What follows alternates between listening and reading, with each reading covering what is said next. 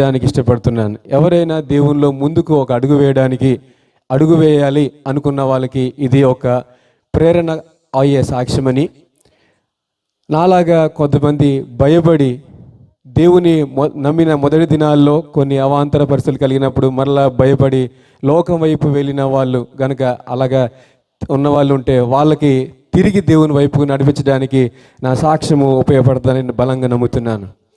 మొదటిగా నేను పరిచయము చేసుకోవడానికి ఇష్టపడుతున్నాను. నా పేరు వాస్తవానికి as a రికార్డుగా Anjani Reddy, Bachala Anjani Reddy. Tribal Kondareddy కులం నుంచి వచ్చిన వాడిని. అయితే దేవుని మహాకృపను బట్టి నేను దేవుడు నాకు అనిల్గా నేను బాప్తిజం తీసుకోవడం జరిగినది.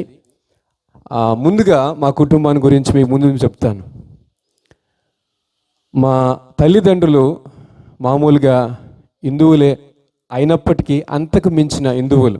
ఎందుకు అన్నానంటే మా తాత మా అమ్మమ్మలు వెజ్ అంటే మీకు తెలీదు, మా ఏజెన్సీ ప్రాంతంలో వెజ్ చేస్తారు. వైద్యం వెజ్ అంటే డాక్టర్ కన్నా చాలా గ్రేట్ ఇక్కడ. మా అమ్మమ్మ దగ్గరికి మంచంతో పేషెంట్ని తీసుకొని వస్తే మా అమ్మమ్మ రాత్రంతా వెజ్ మంత్రాలతో చదివితే పొద్దున్న నడుచుకుంటూ వెళ్ళేవాడు. నేను చూసేవాడిని. నేను 9th ఉన్నప్పుడు ఆ వెజ్ నేర్పించడానికి కూడా నాకు కొండ మీదకి తీసుకెళ్ళింది మా అమ్మమ్మ. మా తాత ఇద్దరు కలిపి తీసుకువెళ్ళారు. అయితే నేను అంటాను, దేవుడు నా పట్ల ప్రత్యేకమైన ప్రణాళికను మా అమ్మ ద్వారా వేసుకున్నాడని, మా అమ్మ ద్వారా ఒక ప్రణాళికను ఏర్పాటు చేసుకున్నాడు. మా ఊరిలో మా కులం నుంచి మొట్టమొదటిగా దేవుని అంగీకరించిన ఆ స్త్రీ ఎవరంటే మా అమ్మాయి. తనకున్న చిన్న గుడారాన్ని ఒక మిషనరీ వచ్చి, అమ్మ నీ ఇంటిలో ప్రార్థన పెడతామన్నప్పుడు కొంచెం ఆటంకాలైనా అమ్మకు ధైర్యం చేసి తన ఇంటిని సిఎస్ఐ వాళ్ళకి చర్చి మందిరం నడుపుకోవడానికి ఇచ్చింది. హల్లెలూయా. తన అమ్మ చేసిన త్యాగము, దేవుని కొరకు అమ్మ వదులుకున్న ఆ ఇల్లు చాలా తనకి ఎక్కువే అయినా దేవుడు కొరకు తను ఆ ఇంటిని వదులుకుంది. కానీ ఆ దేవుడు తను అమ్మను విడిచిపెట్టకుండా మా అమ్మను జ్ఞాపకంగా నన్ను దినదినము హెచ్చిస్తూ వస్తూ ఉన్నాడు. హల్లెలూయా. మొదటిగా మా కుటుంబంలో ఉన్నతమైన ఉద్యోగం, నేను హెడ్ మాస్టర్గా పనిచేస్తూ ఉన్నాను. హల్లెలూయా. ఒక గవర్నమెంట్ ఉద్యోగిగా ఉన్నాను. అయితే ఈ సువార్తలోనికి నాకు ఎలాగ అందిందంటే మా అమ్మ ద్వారా నాకు సువార్త అందింది. మా అమ్మాయి నన్ను రక్షించుకుంది. అయితే నేను దేవుణ్ణి దూరంగానే బ్రతికాను 9th వరకు. ఇంటర్మీడియట్లో నాకు డోర్నకల్ సిఎస్ఐ డోర్నకల్ వాళ్ళు సండే స్కూల్ ట్రైనింగ్ పంపించారు. నేర్చుకున్నాను. మామూలే, లోకంలోనే ఉన్నాను. నేను ఇంటర్ అయింది, డిగ్రీ అయింది, లోకంలో ఉన్నాను. డిగ్రీ అవ్వగానే జాబ్ వచ్చింది. జాబ్ వచ్చిన తర్వాత ఇక లోకమంతా నా యొక్క నేను పూర్తిగా లోకంలోనే ఉన్నాను. ఎందుకంటే నా దగ్గర నాకు ఎంజాయ్ చేయడానికి సరిపడా డబ్బు ఉంది. నా దగ్గర అన్నీ ఎంజాయ్మెంట్ చేయడానికి డబ్బు ఉంది. ఎందుకంటే నా చుట్టూ స్నేహితులందరూ కూడా నాకు దగ్గర స్నేహితులే ఉన్నారు. అయితే నా పట్ల దేవుడు ఒక ప్రణాళికను కలిగి ఉన్నాడని నేను ఇంటర్మీడియట్ అయినా ఉద్యోగం వచ్చినా కూడా గుర్తించలేదు. కానీ నాకు మ్యారేజ్ అయింది. మ్యారేజ్ అయిన తర్వాత పరిస్థితులు ఒక్కొక్కటి తలకిందులు అవుతూ ఉన్నాయి. తలకిందులు అవుతున్నాయి. చివరి దినాల్లో నా మ్యారేజ్ అయిన కొన్ని దినాలకి నేను అతి భయంకరమైన పరిస్థితిలోకి వెళ్ళిపోయాను. అది ఇబ్బందికరమైన పరిస్థితిలోకి వెళ్ళిపోయాను. మరణపు అంచుల్లోకి వెళ్ళిపోయాను. మరణపు అంచుల్లోంచి ఎలాంటి మరణం అంటే మీకు మీరు మాడిమిల్లి పేపర్లో ప్రతి సంవత్సరం మీరు వింటూనే ఉంటారు, ఆ వాగులో దూకిన వాళ్ళు ఎవరు బ్రతకరు, పాములేరు వాగని. నా కుటుంబ జీవితం అస్తవ్యస్తం అవుతున్న దినాల్లో నేను అసహనంతో అందులోకి దూకి నేను నా ఫ్రెండ్స్తో దూకినప్పుడు నాకు వాస్తవానికి స్విమ్మింగ్ రాదు, కానీ నేను కావాలని దూకాను, చనిపోదామని దూకాను. అప్పుడు అనిపించింది నేను ఆల్రెడీ నాకు తెలిసిపోతుంది, నా యొక్క చెవుల్లో నుంచి వాటర్ వెళ్తూ ఉంది, ముక్కులో నుంచి వాటర్ వెళ్తుంది. నాకు తెలిసిన నేను మరణాన్ని చూస్తూనే మునిగిపోతున్నాను. ఆ టైంలో ఏం జరిగిందో తెలియదు, కానీ 1 గంట తర్వాత నేను ఒడ్డు మీదే ఉన్నాను. హల్లెలూయా. అప్పుడు అనిపించింది ప్రతి మరణం నుంచి దేవుడు నన్ను విడిపిస్తాడని. అప్పుడే నాకు అనిపించింది, ప్రభువా నా పట్లని ఒక ప్రణాళికను కలిగి ఉన్నావని. వెతకడం మొదలుపెట్టాను. నాకు already Sunday school teacher training అనుభవం ఉంది, కానీ వాక్యం ఉంది, కానీ దేవుణ్ణి వెతకడం నాకేంటో తెలియదు. అయితే దేవుణ్ణి నేను జాబ్ వచ్చి మరలా అనుకున్నాను, ప్రభువా నా కుటుంబాన్ని చక్కపరిస్తే నేను నీ కొరకు బతుకుతానని అనుకున్నాను. అయితే దేవుడు మళ్ళీ కుటుంబాన్ని చక్కపరచడం మొదలుపెట్టాడు. అయితే మా బాబుకి, మా మొదటి బాబుకి భయంకరమైన రోగం వచ్చింది. తనకు మరణం నుంచే ఒక ఆల్మోస్ట్ డెడ్ బాడీ నేను హోప్ హాస్పిటల్ హెడిబి రోడ్లో ఉండేటప్పుడు అక్కడ వెళ్ళినప్పుడు ఆల్రెడీ ఇంకా మీకు తీసుకెళ్ళిపోండి అన్నారు. కానీ దేవుడు మహాకృపను బట్టి నేను ఆ రోజంతా ఐసీలో ఉన్నప్పుడు బాబు లోపల ఉన్నాడు. నేను నాకు తెలియని ప్రార్థన అప్పుడు రెండు కాళ్ళు మోకరించి చేతులు ఎత్తి ప్రార్థన చేస్తున్నాను, ప్రభువా నా కుమారుని బ్రతికిస్తే నీ కొరకు బ్రతుకుతా, నీ నా కుమారుని బ్రతికించు ప్రభువా అని ఏడుస్తూనే ఉన్నాను. అప్పటికే అన్నారు బ్లడ్ లేదు ఏం లేదు అన్నారు, కానీ ఆ రాత్రంతా ఏడ్చాను. ఉదయానికల్లా డాక్టర్ గారు వచ్చి భుజం మీద చేసేటప్పటికి గుండెలు జల్లుమన్నాయి. మీరు ఏదో మాట చెప్తున్నారు అనుకున్నాను, ఏడ్చేశాను. కానీ నన్ను నమ్మిన దేవుడు గొప్ప దేవుడు అని చెప్పాడు డాక్టర్. హల్లెలూయా. అప్పుడు అనిపించింది ఒక్కొక్కటి చేస్తూ ఉన్నాడు దేవుడు నా జీవితాల్లో. ఇక దేవుని కొరకు పరిగెట్టడం అనుకున్నాను. వెంటనే ఇవాంజలిజం ట్రైనింగ్ తీసుకున్నాను. ఇవాంజలిజం ట్రైనింగ్ తీసుకొని ఎక్కడ ఏం చేయాలని మహాసభల్లోకి సువార్తలకు ముందు సాక్ష్యం ద్వారా మన సువార్తలకు వెళ్ళిపోయాను. తర్వాత వాక్య పరిచర్య చేయడానికి సువార్త సభలకు వెళ్ళిపోయాను. అలా వెళ్తున్నా కానీ ఎక్కడో అసహనం ఉంది, ఎక్కడో ఇబ్బంది ఉంది. నాకు ఇది కాదు ప్రభువా, నువ్వు ఎక్కడో ఒక ప్రణాళికను కలిగించావు, నీ ఉద్దేశం ఏదో ఉంది అలా అడుగుతూనే ఉన్నాను. కానీ 3.5 సంవత్సరాలు ఏదో ఎక్కడ ప్రసంగాలు అక్కడ వాక్సము ఇలా సాక్ష్యాలు చెప్తూనే ఉన్నాను, కానీ నా జీవితంలో తృప్తి లేదు. అయితే ఒక రోజు నేను నా కారులో వెళ్తూ ఉన్నప్పుడు ఒక చిన్న బిడ్డలు వచ్చి పైన టాప్ లేదు, లోయర్ ఉంది, వచ్చి నా దగ్గరకు వచ్చి నిలబడ్డారు. ఒక బౌల్ పెట్టి నన్ను అడుగుతూ ఉన్నారు.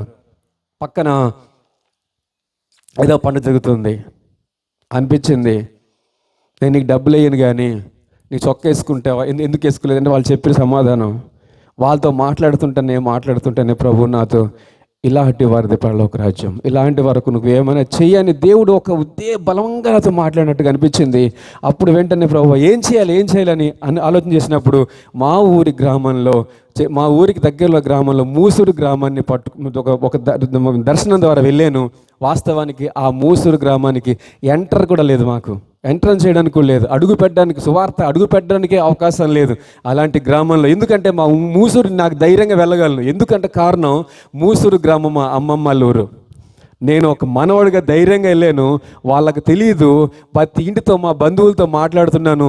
చాప కింద నీరులాగా 2 సంవత్సరాలు నా పని నేను చేసుకొచ్చాను. వాళ్ళ అనారోగ్య పరిస్థితుల్లో హాస్పిటల్కు నేను తీసుకువెళ్ళాను. వాళ్ళు ఆహారం లేనప్పుడు నాకు ఉన్న దాంట్లోంచి వాళ్ళకి నేను ఇవ్వడం మొదలుపెట్టాను. ఎక్కడ కూడా 2 సంవత్సరాలు ఎక్కడ నేను సువార్తను చేయలేదు, కానీ వాళ్ళ యొక్క పనిలో వాళ్ళ యొక్క ప్రతి అవసరతలో నేను దేవుని ప్రేరేపణ బట్టి ప్రతి అవసరాన్ని తీర్చుకుంటూ ఉన్న దాంట్లోంచి చేసుకుంటూ వస్తున్నప్పుడు 3వ సంవత్సరం వాళ్ళ హృదయాల్లోంచి వచ్చిన మాట, మీరు ఏదో చేయబోతున్నారు మా పిల్లల పట్ల, మేము మా పిల్లలందరినీ మీరు ఏకం చేసుకొని ఏం చెప్తారో చెప్పండి అన్నారు. అలాగా సంవత్సరం పాటు చెట్టు కింద పిల్లలందరినీ కూర్చోబెట్టి ప్రభు ప్రేమను పంచడం మొదలుపెట్టాను. హల్లెలూయా. అలాగే సంవత్సరం పాటు 2019 వరకు చెట్టు కింద ప్రభు ప్రేమను పంచడం మొదలుపెట్టినప్పుడు ఆ యొక్క గ్రామంలో కార్యాలు జరగడం మొదలుపెట్టినాయి. పిల్లల ద్వారా తల్లిదండ్రుల హృదయాలు ప్రేరేపించబడ్డాయి. అప్పుడు వెంటనే వాళ్ళు అన్నారు, కొన్ని సంవత్సరాల తర్వాత వర్షంలో చెట్టు కిందే ఉన్నాము, ఎండలో అక్కడే ఉన్నాము, వాళ్ళ తల్లిదండ్రుల హృదయాలు ఎలా ప్రేరేపించాడు దేవుడు తెలుసండి. మాస్టరు మీరు ఇక్కడే కాదు కానీ పిల్లలకి మంచి బాగా చేస్తున్నారు, మాకు అవసరతలు తీరుస్తున్నారు, ఏదైనా చిన్న షెడ్ వేసుకొని అక్కడ మీ యొక్క దేవుడిని మీరు ఆరాధించుకోవచ్చు అని ఆ యొక్క ఊరిలో ఎక్కడైతే మనకి ఇబ్బంది కలిగించారో ఆ ఊరిలో మనకు అవకాశం ఇచ్చారు. చిన్న పాక వేసాము, పాక ద్వారా ప్రారంభించాం పరిచర్య. హల్లెలూయా. అయితే అక్కడ ఒక అవాంతర భయంకరం పరిస్థితి, చుట్టూ పాక వేసాం. పాక వేసిన తర్వాత గోడలకి 20 మంది బళ్ళతో వచ్చారు నా మీదకి. 20 మంది వచ్చారు బళ్ళు వేసుకొని. నేను అప్పుడప్పుడే బయటికి వెళ్ళాను. ఆ లోపలంతా కూడా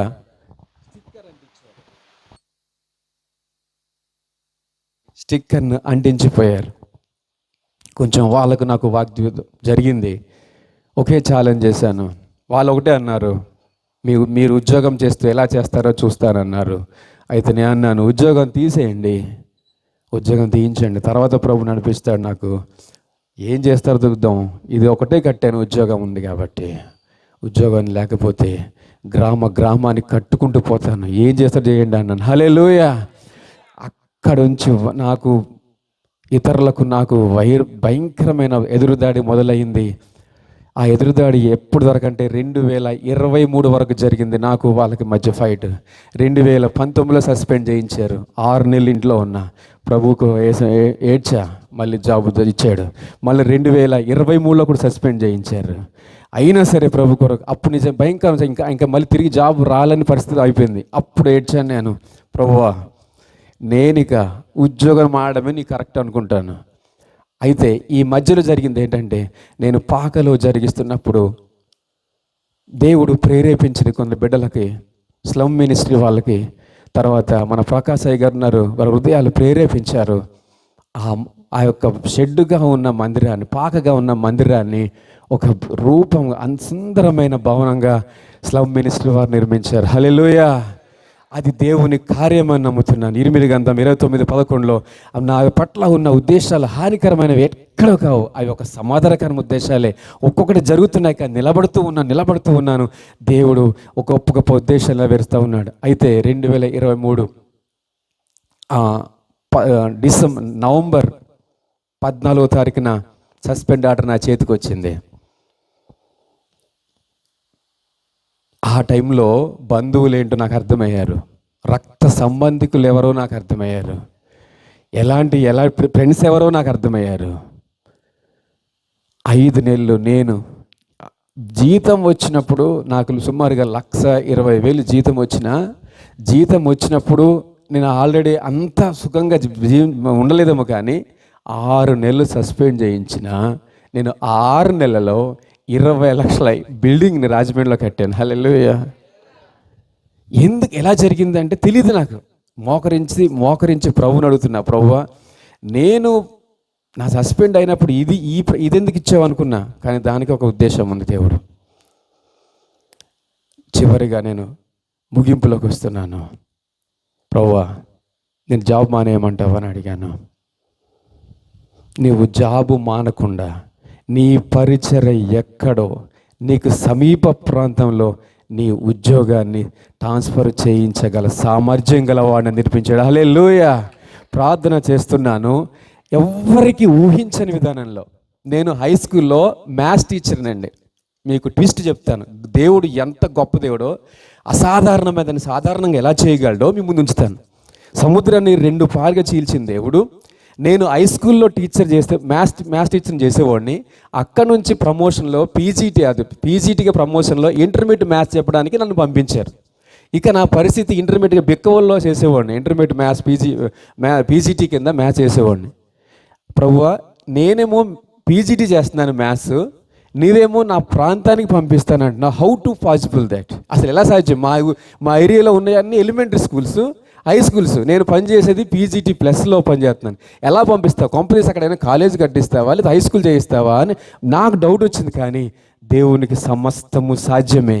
అప్పుడు గవర్నమెంట్ ఒక నిర్ణయం తీసుకుంది. హై స్కూల్లో ఎవరైతే ఎలా అయిందంటే, హై స్కూల్లో మ్యాథ్స్ టీచర్ సర్ప్లేస్ అయిపోయారు. సర్ప్లేస్ అంటే ఎక్కువైపోయిన వాళ్ళకి గవర్నమెంట్ ఏం చేయాలో తెలియక బుర్ర పట్టుకుంది. అయితే చూడండి, నా కోసమే అది. ఏం చేయాలో తెలియక, సర్లే ఎవరైతే విల్లింగ్ ఉంటే వాళ్ళకి హెడ్ మాస్టర్గా పంపించండి, వాళ్ళని కొంచెం ఫ్రీ అవుతాం అన్ని గవర్నమెంట్ ఒక జీవోని పాస్ చేయించింది. ఆ జీవో నా పరిచర్య ప్రాంతానికి 3 కిలోమీటర్ల దూరంలోకి స్కూల్కి పరిచయం చేయాలి. హల్లెలూయా. ఆ దేవుని ప్రణాళికలు, దేవుని ఉద్దేశాలు ఎంత గొప్పవో నా జీవితంలో దేవుడు జరిగిస్తున్నాడు. హల్లెలూయా.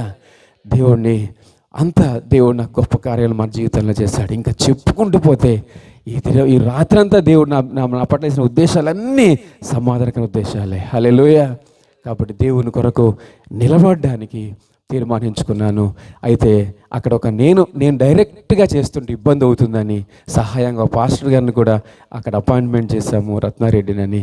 ఆ సహోదరుడు చక్కగా ఆ యొక్క మందిరాన్ని ఏర్పాటు చేస్తున్నాడు. నేనేం చెప్తున్నానంటే, మన ఉద్యోగంగా నెహెమ్యా ఎలాగైతే ఉద్యోగాన్ని చేస్తూ, దానియేలు ఎలాగైతే జాబ్ చేస్తూ పరిచర్యను కొనసాగించాడో, మనం కూడా ఉద్యోగస్తులని చాలామంది ఉన్నాము. మనం డైరెక్ట్ చేయలేం. ఒకసారి డైరెక్ట్ చేస్తే నాలాగా 2-3 సస్పెండ్లు అయితే మీకు అర్థమవుతుంది. ఇప్పుడు అది లేకుండా నాకు ఎవరు సస్పెండ్ చేయలేరు సార్. ఎందుకంటే ఒక సిస్టమేటిక్గా పెట్టుకున్నాను. నేను డైరెక్ట్గా మూవ్ అవ్వట్లేదు, కానీ పాస్టర్ గారిని చేసుకుని వెనకాల నుంచి నేను సహకారంగా నడిపిస్తూ ముందుకు కొనసాగిస్తున్నాను. కాబట్టి ఇటు రీతిగా దీవించబడ్డ వాళ్ళు, ఆశ్రయించబడ్డ వాళ్ళు, ఉద్యోగం చేస్తున్న వాళ్ళు దేవుని కొరకు నిలబడడానికి మనం ఒకవేళ భయంకర పరిస్థితులు ఏర్పడ్డా దేవుడు వాటిని సమాధానకరమైన పరిస్థితుల్లోకి తీసుకువెళ్తాడన్నది నా సాక్ష్యము. కాబట్టి ఇలా నాకు గొప్ప సాక్ష్యం దేవుడు నాకు అనుగ్రహించినందుకు దేవుని ప్రత్యేకమైన వందనాలు తెలుపుకుంటూ, మరి ముఖ్యంగా నాకు ఈ స్లమ్ మినిస్ట్రీతో ఈ యొక్క కొనసాగింపును ప్రభు తుద వరకు నాకు కలిగించాలని ఆశపడుతూ, మరిన్ని దినాల్లో కూడా మరొక్కసారి అవకాశం ఇస్తే మూసూరు గ్రామంలో మరొక్కసారి మరి నెక్స్ట్ ఎప్పుడైనా ఆలోచన చేసినట్లయితే అక్కడ కూడా ఏర్పాటు చేయవలసింది కోరుకుంటూ, ఈ సాక్ష్యాన్ని దేవుడు దీవిస్తాడని కోరుకుంటూ నేను ఈ యొక్క ముగిస్తున్నాను. దేవుడు దీవించునుగాక. ఆమేన్. మరి వేదికను అలంకరించిన పెద్దలకి, అలాగే నన్ను ఈ స్థలానికి ప్రత్యేకించి ఆహ్వానించినటువంటి యోనా గారికి, స్లమ్ మినిస్ట్రీస్కి, అలాగే సిస్టర్ గారికి, అందరికి కూడా హృదయపూర్వకమైన వందనాలు.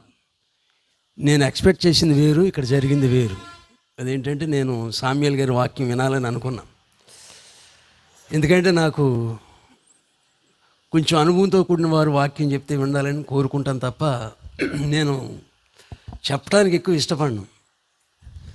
అది నా తప్పు కాదు. కానీ అయితే ఒక మాట, 2 విషయాలు జరిగినాయి.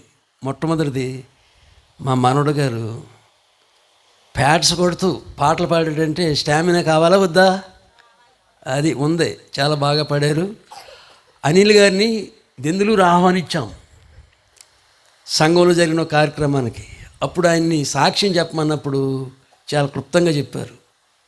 ఇంకా డీటెయిల్గా వినడానికి మరొక అవకాశం ఇప్పుడు కలిగింది. దేవునికి మహిమ కలుగును గాక. ఈ 2 విషయాలు నేను సంతోషిస్తున్నాను. అయితే సాధ్యమైనంత వరకు తక్కువ టైంలోనే పూర్తి చేస్తాను. ఎందుకంటే నిబంధన అనే ఒక టీవీ ఉండేది ఇది వరకు ఏలూరులో.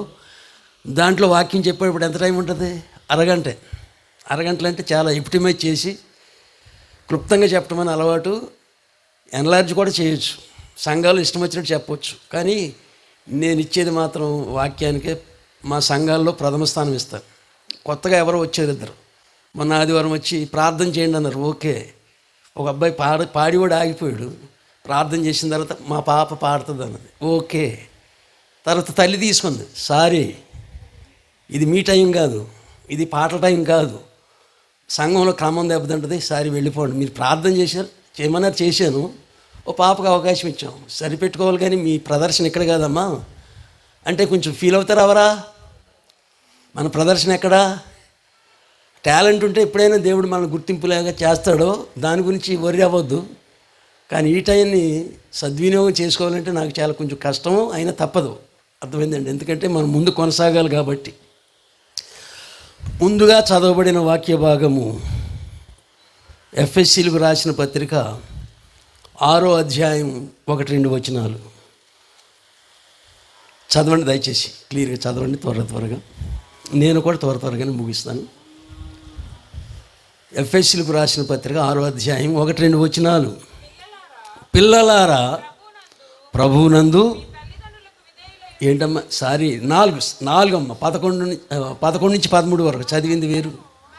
మనమందరము విశ్వాస విషయములోను దేవుని కుమారుని గూర్చిన జ్ఞాన విషయములోను ఏకత్వం పొంది సంపూర్ణ పురుషులు మగు వరకు, అనగా క్రీస్తున కలిగిన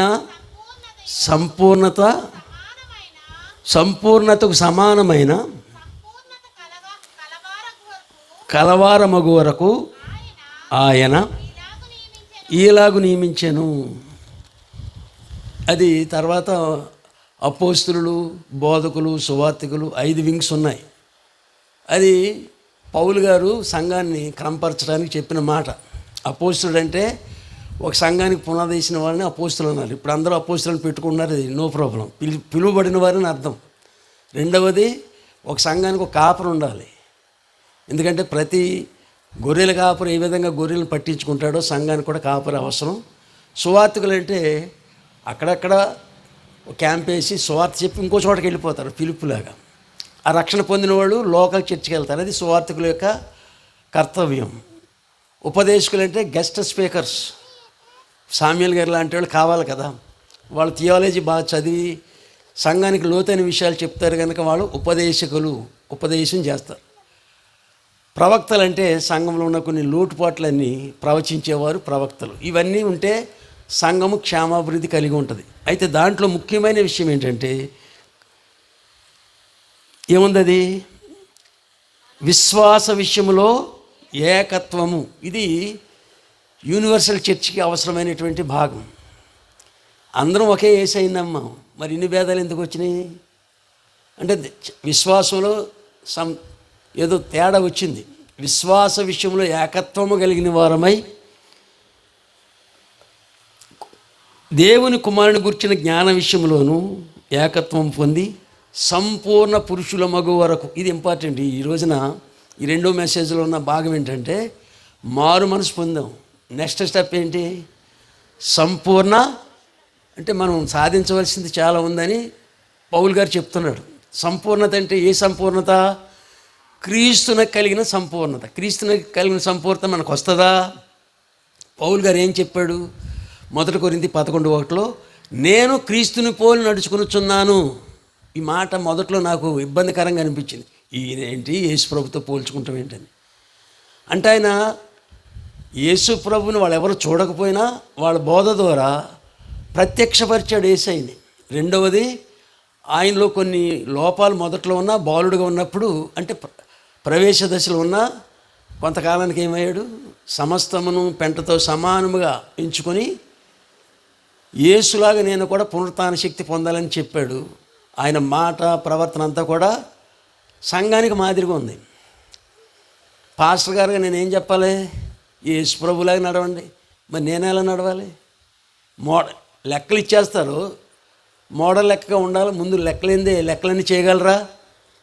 మోడల్ ఒక లెక్క కావాలి కదా. సంఘానికి మోడల్ ఎవరు? పాస్టర్. ఇప్పుడు ఎందుకని సంఘాలు ఎలాగవుతున్నాయంటే దాని డిఫెక్ట్ మెయిన్ పాస్టరే. పాస్టర్ పాయింట్అవుట్ చేసే పరిస్థితి లేకుండా ఉంటేనే సంఘాల్లో ధైర్యంగా చెప్పగలరు. ధైర్యంగా చెప్పాలి, మొహమాటంతో చెప్పకూడదు. మాట ఎందు ప్రవర్తన ఎందు యేసుని పోలి నడవాలి. అసలు యేసు వచ్చిందే ఒక మార్గం అంటే ఆయనలాగా నడవాలని మనందరికి బోధించి వెళ్ళిపోయాడు. అంతేగాని ఆయన పూజించాలని, గుళ్ళు కట్టి ఆరాధన చేయాలని అది కాదు. యేసులాగా మనం జీవించాలి.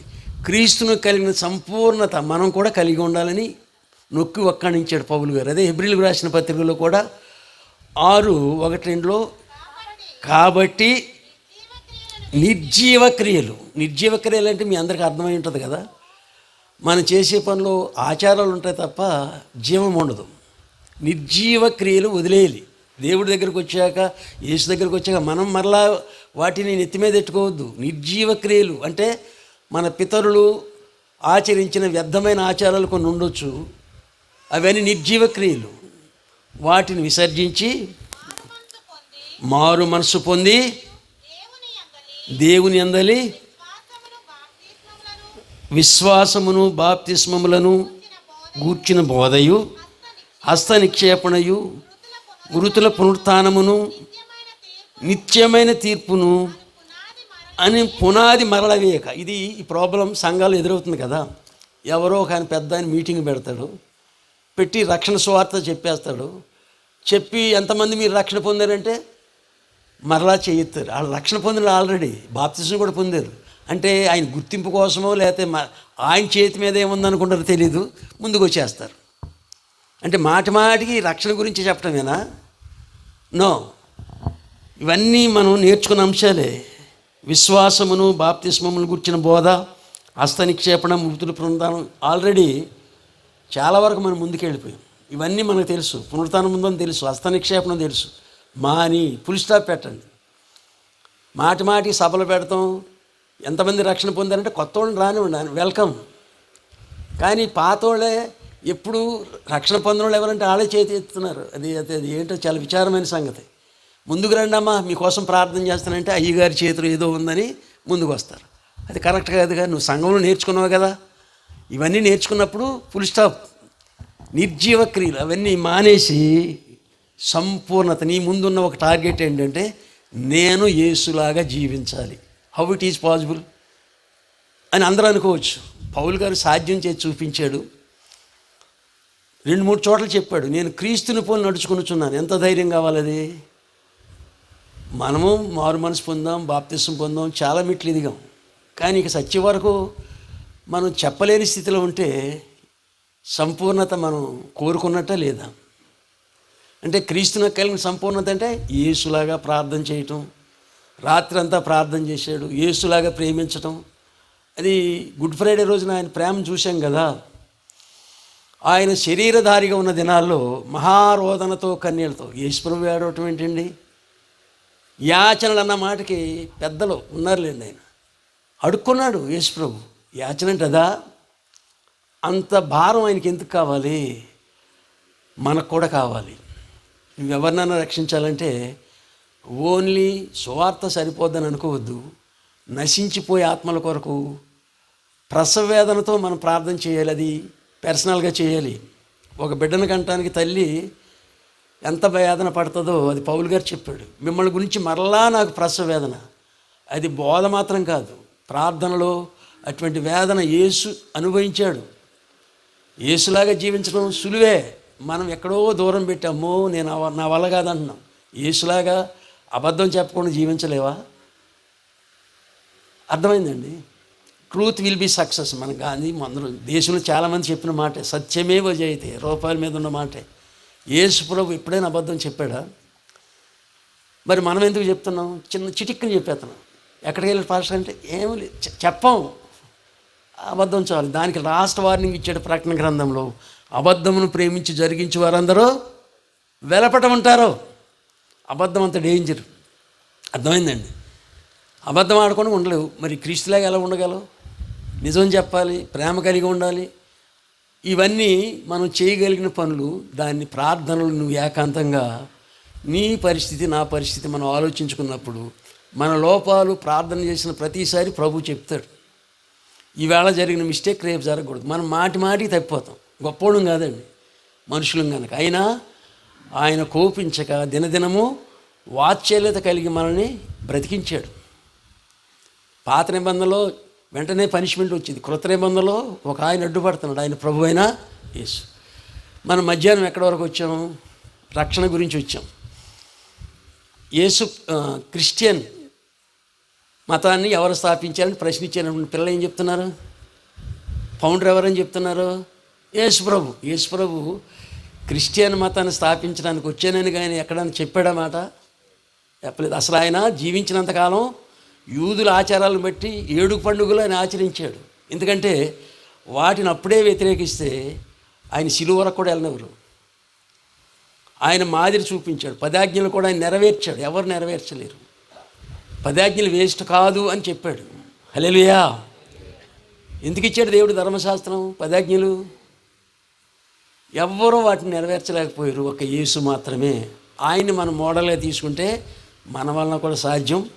కానీ ఆయన ఒక పునాదిగా ఒక మాట చెప్పి వెళ్ళిపోయాడు. అపోస్తుల కార్యాలు 1వ అధ్యాయంలో, మీరు పైనుండి శక్తి పొందే వరకు యెరూషలేము విడిచి వెళ్ళొద్దు. ఇది ఆయన మోడల్. యేసు ప్రభు సేవకు ఎలా వచ్చారు? ఆయన 40 రోజులు ఉపవాస ప్రార్థన, పరిశుద్ధాత్మతో నింపబడి, బాప్తిసం పొందిన తర్వాత పరిశుద్ధాత్మతో నింపబడి, అది గుర్తుపెట్టుకోండి. 30 సంవత్సరాలు ఆయన అటెంప్ట్ చేయలేదు. పరిశుద్ధాత్మతో నింపబడిన తర్వాత మాత్రమే ఆయన యోదయ అరణ్యంలోకి వెళ్ళి 40 రోజులు ఉపవాసం ఉండి సాతాను శోధనలు జయించి మనకు ఒక మోడల్. ఎవరు సేవ చేయాలన్నా అదే మోడల్. మరి లంట డేస్ గురించి నేనేం మాట్లాడట్లేదు. మనం తీసుకోవాల్సిన మోడల్ అది. ఆయన మహారోదనతో ప్రార్థన చేశాడని హెబ్రీలు రాసిన పత్రిక 8వ అధ్యాయంలో చెప్పాడు పౌలు గారు. యేసు చెప్పింది అది పునాది. పైనుండి శక్తి పొందే వరకు మీరు ఎక్కడికి వెళ్ళొద్దు అంటే, అప్పుడు మీరు 3-4 సంవత్సరాలు బోళ్ళంత బోధ విన్నారు, వాళ్ళు స్వస్థతలు చేస్తున్నారు, ఇంకేంటి. కానీ మీలో ఒక డెఫిషియన్సీ ఏంటంటే పరిశుద్ధాత్మతో నింపబడాలి. ఈ రోజున పరిశుద్ధాత్మతో నింపబడటం అంటే ఏం భావిస్తున్నారు? ఎమోషనల్గా కేకలేయటం, బొబ్బలేయటం, గంతులేయటం కాదు. నువ్వు పరిశుద్ధుడు అని నీ జీవితమే సాక్ష్యం ఇవ్వాలి. ఇదివరకు కఠినంగా ఉండే వ్యక్తి ప్రేమతో ఉండాలి, ప్రాక్టికల్గా ఉండాలి. అంతేగాని అక్కడే గంతులేసి తర్వాత చల్లారిపోయినట్టు వెళ్ళటం అది కాదు. పరిశుద్ధాత్మ మనల్ని పరిశుద్ధతలోకి నడిపిస్తుంది. మన మాట కానీ అది కానీ, అరే చాలా మారాడే, పరిశుద్ధులుగా మారామన్నది మన సాక్ష్యంలో చూపించాలి కానీ ఆ యొక్క గంతులు కేకల్లో కాదు. అది తప్పని చెప్పట్లేదు, కానీ పరిశుద్ధాత్మను ఆటంకపరచొద్దని పౌలు గారు చెప్పాడు. కానీ ఏం చెప్పాడు? మీరు దేవునితో మాట్లాడుకోండి, సంఘంలో అర్థం చెప్పాలంటే మాట్లాడండి, డిస్టర్బ్ చేయొద్దని చెప్పాడు. అలాగని వాళ్ళు నోరు నొక్కేయలేదు. నువ్వు ఒంటరిగా మాట్లాడుతున్నావు. అసలు ఆత్మల భాషలు ఎందుకు ఇవ్వబడిని? దేవుడు మనతో మాట్లాడే భాష సాతానుగాడికి అర్థం కాకూడదని ఇచ్చాడు కోడ్. అది వ్యక్తిగతంగా నువ్వు మాట్లాడుకో, నో ప్రాబ్లం. మరి అందరినీ డిస్టర్బ్ చేయటం వలన బయట చాలామంది అపహాస్యంగా మనం చూస్తున్నారు. కొన్ని సభల్లో వాళ్ళు బట్టలు ఉన్నాయో తెలియట్లేదు, గొంతులు వేసేసి చాలా మాకు పవర్ వచ్చేసింది. ఏం పవర్ వచ్చిందో నాకు తెలియదు. ఇది నేను వాళ్ళని విమర్శించట్లేదు, కానీ మనం పరిశీలించుకుందాం. ఇక్కడ స్టార్ట్ అయింది సంఘం. ఎప్పుడు స్టార్ట్ అయింది? పరిశుద్ధాత్మతో 120 మంది నింపబడిన తర్వాత. అంతకుముందు వాళ్ళలో పోటీతత్వం ఉండేది, ఎవరు గొప్పోడని. కానీ అపోస్తల కార్యాలు 2వ అధ్యాయంలో ఒక మనకు మాదిరి చూపించాడు పేతురు గారు, శిష్యులు. 2వ అధ్యాయం. ఇంతకీ 120 మంది మాట్లాడిన భాషలు ఏ భాషలు అయ్యి చెప్పాలి? Local languages. అక్కడ వేరు వేరు ప్రాంతాల నుంచి చాలామంది వచ్చారు యూదులు పెంతెకోస్తు పండుగ రోజున. దేవుని కార్యాలు వారి భాషలో చెప్పారు. అర్థమైందండి? అది ప్రపంచంలో ఉన్న భాషలే, అర్థం కాని భాషలు అయితే కాదు. అప్పుడు అవసరం కనుక 10వ అధ్యాయంలో కొన్నేళ్ళ ఇంటి దగ్గర కూడా భాషలు మాట్లాడారు. దాని గురించి మనకు తెలియదు. ఈ భాషలో కన్క్లూజన్ ఎవరంటే పౌలు గారు చెప్పాడు, మీరు దేవునితో మాట్లాడుకోండి, ఆటంకం లేదు. కానీ అది క్రమం వచ్చింది అక్కడ. అది భాషలో ఉన్నాయి, దాన్ని కాదంటే మనం శాపగ్రస్తులు అవుతాం. కానీ అవి ఎలా మాట్లాడాలో పౌలు గారు మొత్తం చెప్పాడు. ఇక్కడ 2వ అధ్యాయం, అపోస్తల గారు 2వ అధ్యాయం 14 చూడండి. అయితే పేతురు 11 కూడా లేచి నిలిచి, చాలండి 120 మంది నింపడ్డారు. దాంట్లో స్త్రీలు ఉన్నారు, మరియమ్మ కూడా ఉన్నారు. కానీ నిలబడి మాట్లాడేటప్పుడు పోటీ పడలా. చూడండి, అంతకుముందు పోటీ పడేవారా లేదా? ఎవరు గొప్పడని 3 సార్లు అనుకున్నారు. కానీ పేతురు గారిని మాట్లాడితే సైలెంట్గా వీళ్ళ పక్క నుండి ఆయనకి సపోర్ట్ చేశారు. అంటే వాళ్ళు ఏక మనసు వచ్చింది. దేని ద్వారా? పరిశుద్ధాత్మ ద్వారా వచ్చింది. అప్పుడు ఆయన ప్రసంగం ప్రారంభించి వేసిన పునాదే అది సంఘానికి పునాది. చూడండి 2వ అధ్యాయం 37 నుంచి చూడండి, చదవండి అమ్మ. వారు ఈ మాట విని హృదయంలో, అంటే అక్కడ చాలా ప్రసంగం చేశాడు. అయ్యా మీరు అనవసరంగా యేసయ్యని చంపారు, మీరు తెలియక చేశారు అంటే, అరే రే అంత గొప్పవాడు మేము చంపామని హృదయంలో నొచ్చుకున్నారు వాళ్ళు. ఆ ప్రసంగానికి ఏం చేశారు వాళ్ళు? మేము తప్పు చేశామని ఒప్పుకున్నారు. నొచ్చుకుని ఏం చెప్పారు? సహోదరులారా మేమేమి చేతమని పేతురును కడమ అపోస్తులను అడుగగా, పేతురు, అది ప్రొద్దున మనం చెప్పిన మాట, స్టార్టింగ్ ప్రతి విశ్వాసం ఉండవలసింది మారు మనసుతోటే బిగిన్ అవుతుంది. మీరు మారు మనసు పొందండి. నెక్స్ట్ ఏంటండి? పాప క్షమాపణ నిమిత్తము ప్రతివాడు యేసుక్రీస్తు నామములో బాప్తిసం పొందుడి. ఇది 2వ మెట్టు. 7 మెట్లు ఉంటాయి ఇక్కడ, 7 అనుభవాలు ఉంటాయి. అంటే మందిరంలోకి మారు మనసు లేని వాళ్ళు చాలామంది రావచ్చు, కానీ మారు మనసు పొందాలి. అక్రమ జీవితం జీవించుకుంటా వచ్చి యేసున రక్షకుడు నేను ఎలా చెప్తాను? ఎహెజ్కేలు గ్రంథంలో చెప్పాడు కదా, మీరు జరిగించిన అక్రమక్రియన్నిటి విడిచి. మారు మనసు అంటే మన గత జీవితాన్ని మానేసి, యేసు ప్రభుకి ఇది సూటబుల్ కాదు, ఆయన కోరిది ఇది కాదన్నప్పుడు నా జీవితాన్ని నేను మార్చుకోవాల్సిన అవసరం, అదే మారు మనసు. 2వది, దేవుడు కూడా ఎహెజ్కేలు 36:26లో చెప్పాడు కదా, నూతన హృదయం మీకు ఇస్తాను, నూతన స్వభావాన్ని కలుగు చేస్తాను. మారు మనసు పొంది. 2వది, నీ పాపాలు. ఇప్పుడు వివాహం అప్పుడు చాలా ప్రమాణాలు చేస్తారు భార్యాభర్తలు. అది ఎప్పటి వరకు? వాళ్ళు చనిపోయే వరకు, లేక అక్కడి వరకు ఉండాలి. సేవకుడు కూడా బాప్తిసం ఇచ్చేటప్పుడు ఏం చేస్తాడు? నీ పాపాలని యేసుప్రభు దగ్గర ఒప్పుకున్నాను. మరి నమ్మకంగా ఉంటావా? చివరి వరకు ఉంటాను అంటే అది పెళ్లినాటి ప్రమాణాల కంటే బలమైనది. అది ఈ యొక్క సాక్ష్యాన్ని పరలోకంలో దేవదూతలు చూస్తున్నారు, సంఘం చూస్తుంది, సేవకుడు చూస్తున్నాడు. ఇది నిత్య ప్రమాణం. ఈ ప్రమాణాన్ని నువ్వు కొనసాగించాలని బాప్తిస్మం ఇస్తారు. అంటే ముంచటం చిలకరించడం దగ్గర బోర్డు తర్జుమా తేడా ఉందిలేండి. చిలకరించేవాళ్ళు అది కామన్గా ఇచ్చేసారు ఒక మాట, దాని గురించి నేను మాట్లాడను. అంటే అంత కాన్ఫిడెంట్గా మనం చెప్పాలి, నా పాపాలని ప్రభు దగ్గర ఒప్పుకున్నాను, ఆయన క్షమించాడని చెప్పాలి. అప్పుడు బాప్తిస్మం తీసుకోమని చెప్పాడు. మొదటిది మారు మనసు పొందాలి, రెండవది, మూడోది మాత్రం అది సేవకుడు వలన జరిగేది కాదు. అప్పుడు పరిశుద్ధాత్మని వరము మీకు పొందుదురంటే పొందుతాం. అసలు నువ్వు కనిపెడితేగా ఫుల్ఫిల్ అయిపోయాను. ఒక టికెట్లాగా భావిస్తున్నారు, రక్షణ అనేది ఒక టికెట్లాగా భావిస్తున్నారు. కానీ ఇంకా పొందవలసినవి చాలా ఉన్నాయని మర్చిపోతున్నారు. పరలోకం వెళ్ళిపోతావా నువ్వు బాప్తిస్మం పొందితే, మారు మనసు పొందితే? కాదు. పరిశుద్ధాత్మను వరమును మీరు మాత్రమే కాదు, యేసునందు విశ్వాసమించిన దూరస్తులందరికీ అది వరం. అది దేవుడిచ్చే వరం. ఆ వరం, ఆ గిఫ్ట్ ఇవ్వటానికే యేసు ప్రభుని పంపాడు. అర్థమైందండి? ఆయన ఆ వాగ్దానం ఇచ్చాడు, అది శిష్యులకు చెప్పాడు, పొందారు. పొందాక తర్వాత మనం ఏం చూస్తామంటే అపోస్తుల బోధ. ఇది మీకు సంబంధం లేనిది, సేవకుడికి సంబంధించి నేను చెప్పే బోధ వాక్యానుసారమైందా కాదన్న దానికి ఒక కొలత ఏంటంటే, ఏదైనా కొత్త విషయం నాకు ఎలా చెప్పాడు అలా చెప్పాడు అనొద్దు. యేసు ప్రభు ఎప్పుడైనా చెప్పాడా దాని గురించి? శిష్యులు ఎప్పుడైనా దాని గురించి చెప్పారా? ఈ రెండు తీసుకుని మనం చెప్పాలి. కానీ నాకు ఎలా దోసింది అలా దోసిందంటే అది బైబిల్లోంచి మనం బయటికి వెళ్ళకూడదండి. ఎందుకంటే నువ్వు ఎంత ఎక్స్ప్లెయిన్ చేయి, కానీ బైబిల్ పరిధిలోనే ఉండాలి. అదే అపోస్తుల బోధ. హల్లెలూయా. వాళ్ళు ఏది పడితే చెప్పి ఇప్పుడు డినామినేషన్స్ ఎందుకు ఏర్పడ్డాయి? ఏదో బైబిల్లో ఒక వాక్యం తీసుకుంటాం, మీరు వాయిద్యాలు వాయించకూడదు. జకర్యా ఎక్కడ చెప్పాడు? ఆమోసులో చెప్పాడు కదా, అది దెయ్యాల పని కదా, దావీదులా, కానీ మానేయటం అది కాదుగా. దేవుడు సంగీత ప్రియుడు. 150వ కీర్తనలో ఎన్ని రకాలుగా దేవుడిని ఆరాధించాలో చెప్పబడింది. ఒక్క సిద్ధాంతంతో బయటికి వెళ్ళిపోతున్నారు. అందుకనే ఏకత్వం రావట్లా. ఎందుకంటే ఎవరు తోసింది, నేను పౌండర్ని, నాకు ఇది తోసింది, దాన్ని నిరూపించడానికి 1,00,000 ప్రయత్నాలు చేస్తున్నారు. యెహోవా సాక్షులు చేసేది అదే ప్రయత్నం.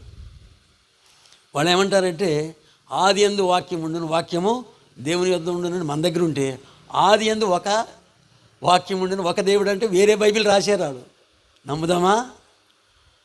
అంటే వాళ్ళు గొప్పతనాన్ని చూపించుకుంటాకి వాళ్ళు అన్యుల దగ్గరికి వెళ్ళి సువార్త చెప్పడం తక్కువ, క్రైస్తవులు మాత్రమే లాగుతూ ఉంటారు. ఎన్ని బోధలు వచ్చినాయి. మనం బీ కేర్ఫుల్. అంటే మనకు వాక్యంలో జ్ఞానం కావాలని మధ్యాహ్నం చెప్పాను, మరలా చెప్తున్నాను. నువ్వు పాయింట్అవుట్ చేయాలి. ఒక ఆయన ఏం చెప్పాడంటే, యోబు గ్రంథం ఆది కాండం కంటే 500 సంవత్సరాలమ్మ ముందు రాసిందని చెప్పాడు. ఓకే, నేను మొన్న 4-5 రోజుల క్రితం చూసినప్పుడు ఆదాము పోలిన పాపం అన్నాడు.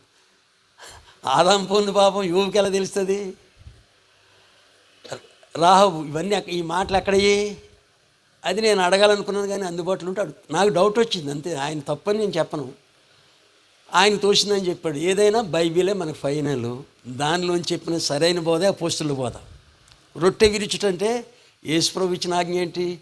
యోహాను సువార్త 6వ అధ్యాయం 54, 55, 56లో నా శరీరము నిజమైన ఆహారము, నా రక్తం నిజమైన పానము, కాబట్టి మీరు త్రాగునప్పుడల్లా దాన్ని గుర్తు చేసుకోండి అని చెప్పాడు. అది యేసుప్రభు తర్వాత అపోస్తులు కొనసాగించారు. మరి దాన్ని తప్పు పట్టడానికి వీల్లేదు. బట్ సాల్వేషన్ ఆర్మీలో ఏం చెప్తారంటే, మిషన్ల గురించి మాట్లాడుతాను, సిద్ధాంతాల గురించి కొంచెం తెలుసుకోవాలి కదా. నేను పరలోకంలో మీతో తీసుకుంటాను, అప్పటి వరకు వద్దని మానేశారు. అర్థమైందండి? అది కరెక్ట్ కాదుగా. అపోస్తులు ఆదివారంన రొట్టె విరిచుండగానే అపోస్తుల కార్యాల్లో పౌలు గారు చెప్పాడు. అంటే అపోస్తులు నెరవేర్చారు. అది రొట్టె విరిచుటంటే అది మనందరికి కూడా కావాలి. ఆయన శరీరంలో రక్తంలో పాలు పొందాలి. అదర్వైజ్ అంత్యదినమున నేను వారిని లేపుతాను. హల్లెలూయా. మరి అనుభవం కావాలి కదా. రొట్టె విరుచుట, ఎడతెక్క ప్రార్థన అనేది 3 భాగాలు, సహవాసం అనేది 3 భాగాలు. ఎడతెక్క ప్రార్థన అనేది పర్సనల్ ప్రేయర్, ఫ్యామిలీ ప్రేయర్, మూడవది సంఘంతో ప్రార్థన. అర్థమైందండి? ఎంతో గొప్పగా చెప్తారు. వాళ్ళకి మైక్ దొరికితే పాస్టర్ గారు మర్చిపోయిన విషయాలన్నీ ప్రార్థనలో చేస్తారండి. చాలామందిని చూశాను. అయ్యో పాస్టర్ గారు ఇది చెప్పలేదని వాళ్ళు అనుకోవాలనో ఏమో తెలియదు. ప్రార్థన మనం అంత సుదీర్ఘమైన ప్రార్థనలు చేయొద్దని యేసుప్రభువే చెప్పాడు కదా. పరిచయలాగా చేయొద్దని చెప్పంటే సమాజం కొరకు ప్రార్థన చేయండి. వ్యక్తిగతంగా నువ్వు చేస్తున్నావా లేదా? యేసుప్రభులాగా ఎదగాలంటే ఆయన అక్కడ చెప్పి ఆపేశాడా, లేకపోతే ఇంకా చీకటి ఉండగానే ఎక్కడికి వెళ్ళాడు? ఆయన అరణ్యానికి వెళ్ళాడు. ప్రార్థన చేయటందు రాత్రి గడిపాను, ఆల్ నైట్ ప్రేయర్. ఏంటి ఆయన ప్రార్థనలో నేర్చుకున్నది? తండ్రి వలన కొన్ని మాటలు విన్నాడు. ముగ్గురికి కనెక్షన్ ఉందండి. తండ్రి వలన విన్న మాటలే యేసుప్రభు చెప్పాడు, అంతకుమించి ఒక్క మాట చెప్పలా. ఈ మాటలు నాయి కదా, యోహాను సువార్త మీరు చదవండి. ఏం చెప్పాడైనా? తండ్రి వలన వినిన మాటలే మీకు చెప్పాను అంతే, అక్కడితో ఆపేశాడు. ప్రతిరోజు తండ్రి కొన్ని చెప్పేవాడు, ఈయన వాళ్ళకి రిలే చేసేవాడు. మరలా వెళ్తే ఏం చెప్పాడు? నా వలన వినిన సంగతులు పరిశుద్ధాత్మ దేవుడు మీకు బోధిస్తాడు. ముగ్గురు బోధ ఒకటే.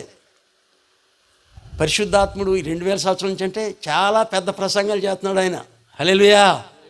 టైం ఉంది. యేసయ్య 3.5 సంవత్సరాల్లోనే అయిపోయింది. అంటే రాత్రి ప్రార్థన చేయటం గడిపడంటే మనం ప్రార్థన చేయలేవద్దా? వ్యక్తిగతంగా చేయలేవద్దా? నా పాపాలు సంఘంలో ఒప్పుకుంటానికి నాకు వీలేదు, అది అపహాస్యం చేస్తారు. కాబట్టి నేను నా జీవితాన్ని ప్రతిరోజు ప్రభు దగ్గర ఒప్పుకుని ఏ విషయంలో లోపం చూపిస్తే దాన్ని మార్చుకోవాలి. రెండవది కుటుంబ ప్రార్థన. ఇది చాలా ప్రాముఖ్యమైన మాట అండి. మా ఇంట్లో నేను సాక్ష్యం చెప్పేది ఏంటంటే, మా సక్సెస్ కారణం ఏంటంటే, నేను పాస్టర్ గారు 5 గంటలకు అలారం మోగుద్ది, ఒక 5 నిమిషాల ప్రార్థన చేస్తాం. రెండవది కుటుంబ ఆరాధన. ఎక్కడైనా తిరగనండి, వచ్చాక ప్రే చేసుకుంటాం. దాంట్లో ఏమవుతుంది? నేను అనవసరంగా తిట్టాను అనుకోండి, ఆ ప్రార్థన చేసినప్పుడు సమాధానం వస్తుంది. హల్లెలూయా. మా మధ్యన ఎవరు ఉంటారో అది. కనుక కుటుంబ ప్రార్థన అంటే పిల్లల్ని అలా మీరు చేసుకోండి ప్రార్థన, నేను ప్రార్థన చేస్తాను రాకరా అని చాలామందిని దూరం పెడతారు. కుటుంబ ప్రార్థన అత్యవసరమని తెలియజేస్తున్నాను. సంఘానికి దూరంగా ఉంటే నువ్వు వర్ధిల్లటం కష్టం.